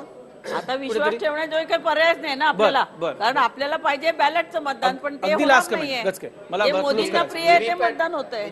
व्हीव्हीपॅट मशीन जी आहेत ती मशीन टाइम टेस्टेड, प्रत्येक त्याची जेवढ्या टेस्ट आहेत त्या सगळ्या टेस्ट घेतलेल्या आहेत. आज परिस्थिती अशी आहे की ईव्हीएम मशीन वरती पहिल्यांदा शंका उपस्थित केली. त्याच्यामध्ये काहीतरी एक चिप घातली आणि ती अमुक एक पार्टीच्याच कडे त्याचं मतदान खेचलं गेलं. व्हीव्हीपॅट असेल तर तुम्हाला समोर दिसतंय तुम्ही कसलं बटन दाबलाय आणि त्याच्यानंतर तुम्हाला काय कुठेतरी विश्वास ठेवायला हवा ना, कुठेतरी ठेवायला हवा. विश्वास कुठेतरी ठेवायला हवा. नाहीतर मग सगळंच आपल्याला फेल वाटायला लागेल किंवा सगळंच फेक वाटायला लागेल. 100% सेफ आहे. आणि लंडनला ते दाखवून दिलं, त्याने दाखवून दिले होते ना प्रयोग करून, तेव्हा ते त्या प्रेस कॉन्फरन्सवर विश्वास ठेवला. प्रयोग करण्याकरता जे मशीन आणलं ते सुद्धा टॅम्पर करतात. माझं भंडारी उत्तर देतात. लंडन म्हटल्यानंतर माझं भंडारीचा हात वर आला लगेच. बोला अगदी लास्ट कमेंट सर.